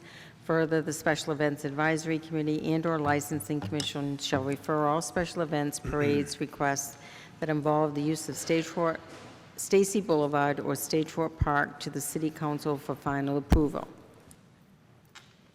I'll open the public hearing and continue this to October 8th. Madam Clerk, next order of business. Is for council vote, City Council vote of August 26, 2019, to make permanent the amendments to Gloucester Code of Ordinances, Chapter 4, Animals, Section 4-16, dogs allowed on public beaches at certain times. Councilor LeBlanc, excuse me, Councilor LeBlanc, do you make the motion here? Yes. City Council vote on 426 is to make the permanent amendments to Gloucester Code of Ordinances, and my motion is, I would like to motion the City Council vote to make permanent the amendments of the Gloucester Code of Ordinances, Chapter 4, Animals, Section 4-15, subsection A, dogs allowed on public beaches at certain times, as voted by the City Council on April 26, 2019, and I so move. Moved and seconded. So this motion for council vote goes back to the change that we made for the times of the dogs on the beach, particularly Good Harbor Beach from May 1st to April 1st. We gave it for 1 year. This will just make that time change, that date change permanent. So that's what we're voting on. All those in favor say aye. Aye. Opposed? Thank you. Okay, next item of business, Madam Clerk. Is discussion regarding Airbnb 3% community impact fee. Okay, so this is under other business, and it's a discussion Councillor Holmgren asked that we raise this to a council discussion. We passed a couple of meetings ago we adopted the state law that requires cities and towns to adopt for an additional 3% impact fee on Airbnbs, basically, to give the shorthand. The vote we took and the consideration of the matter was in accordance with our rules and with all of the rules and procedures of the City Council. But Councillor Holmgren wanted to raise the issue for a discussion. We're not going to vote on anything tonight. We're not having any motions. So, Councillor Holmgren, go ahead. Tell us why you wanted to talk about this. Thank you. So I wanted to raise this issue, I guess, by way of background. So after the state legislature passed the short-term rental unit legislation, we as the city were presented with what appeared to be an excellent opportunity and a solution to the growing problem of funding affordable housing. And since our vote on August 27th, constituents who are stakeholders of some form or another, including business owners, have expressed their concerns to me about how they feel there wasn't enough vetting of the issue before we voted on it at the council level. And I understand that by statute, we did not need to have a public hearing on this, but I've been asked to bring it back for discussion. And in this particular case, the feedback I've been getting is that this all really needs to be tailored to our community with more public input and vetting. So I was, speaking of public input, I was happy to have attended the informational forum held at the Sawyer Free Library this past spring by Atlantic Vacation Homes, along with Councilors Cox and Gilman, and I think Councilor Menhard, were you there for a little? Okay, all right. Well, anyway. I live at the library, but I wasn't there that day. Okay. But that was the only informational meeting I was aware of regarding this issue until the vote that we took. So again, the reason I asked for this discussion is because I'm hoping we can have some sort of community meeting and open it up to input from city administration and stakeholders, including affordable housing advocates, short-term rental owners, the Chamber of Commerce, and Discover Gloucester. Thank you. I mean, we're certainly, willing to have those discussions. I don't know that we have any council business right now about that particular issue. Councilors, of course, are free to offer orders, and so we can certainly do that unless any other councilor has something they want to say about this. Not required at this time. This is totally voluntary. Councilor Gilman? One of the things I've been thinking about in terms of this topic of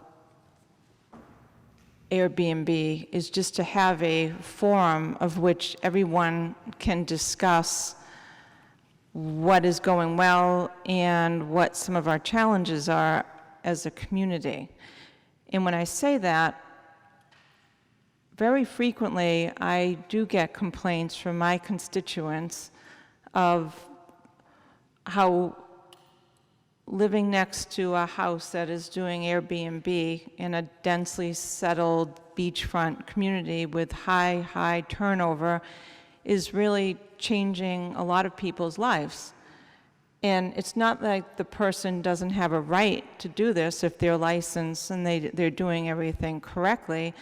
But I think we can, as a community, look a little bit more broadly at how to make sure that we've been communicating all of our ordinances and rules relative to our community to the property owners so they can make sure that people are respectfully living side by side.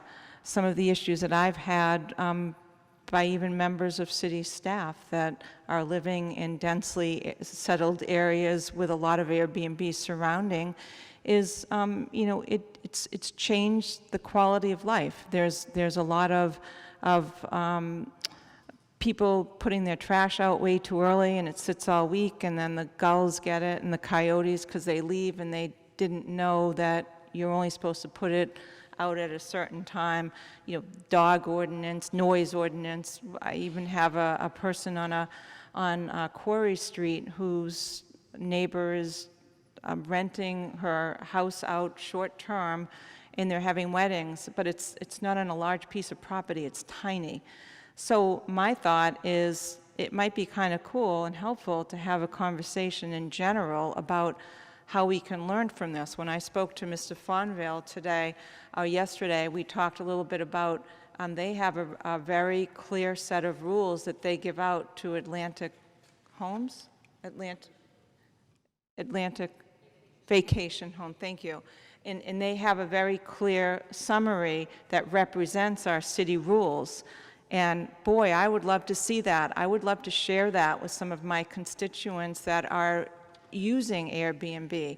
So, you know, if any counselors would want to support me, I'd be happy to be one of 3 counselors that would request a special meeting just to talk about it in a forum way of how we can best work together to make this a win-win for both the residents that aren't using our Airbnb as a part of their income, but the residents that bought their home not thinking that they would be living next to a house that was turning over every week in the summertime. So that would be my thought, and that way we can just pause on this first decision and all become more knowledgeable and get some subject matter experts out to share best practices and learn more. So that, I kind of spoke a lot, but that was my, my thought based on the comments that Councilor Holmgren has made and what I've been thinking about for the last few weeks. Thank you. Thank you. Councilor Holmgren. I would like to say thank you, Val, for your comments, and that dovetails with enforcement. And informing the public is a huge part of that, and also, as much as we can as a city, supporting our health department and our building inspector when they look at short-term rental units and when they discover that people maybe don't understand that they have to have a certificate of occupancy and a building inspection before they can go ahead and lease their properties on Airbnb. I'd really like that to be part of the discussion too. Thank you. Anybody else? Councilor Cox? I think it would be extremely helpful to have a meeting with the department heads. I think we should work with the department heads and the administration to form a public forum where people can do the one-stop shopping for information, and there might be people out there that are thinking about doing this and coming forward and doing that kind of information gathering while at a meeting where we cover everything. I don't think it has to be initiated at a special meeting. You said you used that term earlier, so I just think we need to work with the administration to get the department heads on board for educational purposes, and I think that's fine. Yeah, I think that's more than fair. So. Right, and I think that's a good point, that those are all the people who really need to be involved in this. It's not just us. It's and I mean, this isn't a new issue in the city. Like, we've had Airbnbs and, you know, people leasing their property. So the only thing that's new that's brought this in the forefront is the impact fee. So I mean, this could have been done at any time and should have been done when they started becoming popular and where we started losing housing over rentals. So, yeah, I think it'll help the city too with enforcement. So, yeah. Councilor LeBlanc? We just got to, you know, we voted to raise our meals tax not too long ago. We voted to raise our hotel tax not too long ago. You know, these are the things we do up here as counselors, and I'm not disagreeing to ask public input, but, you know, we're going to get public input from every little thing that we do moving forward. You know, it's just, we just got to be careful not to set precedents for, all right, well, you did it for the short-term rental. How come you guys didn't do it for the meals tax? How come you guys didn't do it for the hotel lodging tax? How come you didn't do it for the, you know what I mean? So we just got to be careful moving forward on how we get information, you know, and not do this to other people without offending the hotel people or the restaurant people, because we didn't do it for them. Yes, Councilor Cox? I completely agree with you, and that's why I say educational session as opposed to like public input kind of thing, because we already gave that opportunity, and I just, you know, I agree with you. I don't. We're doing what we need to do by the letter of the law. I don't see anything wrong with our procedure. It was voted for unanimously, and I think moving forward we need to continue operating by the letter of the law and doing that outside of educational meetings anywhere. I think both are a good idea. Councilman Holmgren again. I need to ask a clarifying question. Have we decided, who decides on how the impact fee is spent? Is that us, or is that the administration? Well, Councilor Cox, why don't you go ahead, Budget and Finance? So the income will be voted, it goes to the general fund. Bottom line, that's where it goes. And per the memo that the administration released, they want it to go to affordable housing. So that requires a city council vote. Once the free cash is certified, and again, we're going to have free cash certification coming up soon, but that's from last year ending June 30th. So this program only began on July 1st. And so this time next year, it will be a vote of the city council to put it into a special bucket, per se. Right. Thank you. So there are still interests in play then. So yes, the administration did say they wanted the 3% impact fee to go toward affordable housing. I appreciate that. I have been an affordable housing advocate for years. The administration also said they wanted a portion of the fee to go toward affordable housing. So there needs to be some clarification on that. And there are people's interests in play here that probably would require a little bit of community input. At least that's what I'm hearing from my constituents. Sure. So the state law says that a city or town that adopts the impact fee must allocate at least 35%, but it doesn't specify what. And Councilor Cox is right. At some point, the administration will have to.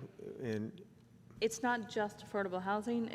It's affordable housing or infrastructure. Right. Which correct can mean a very broad amount of things.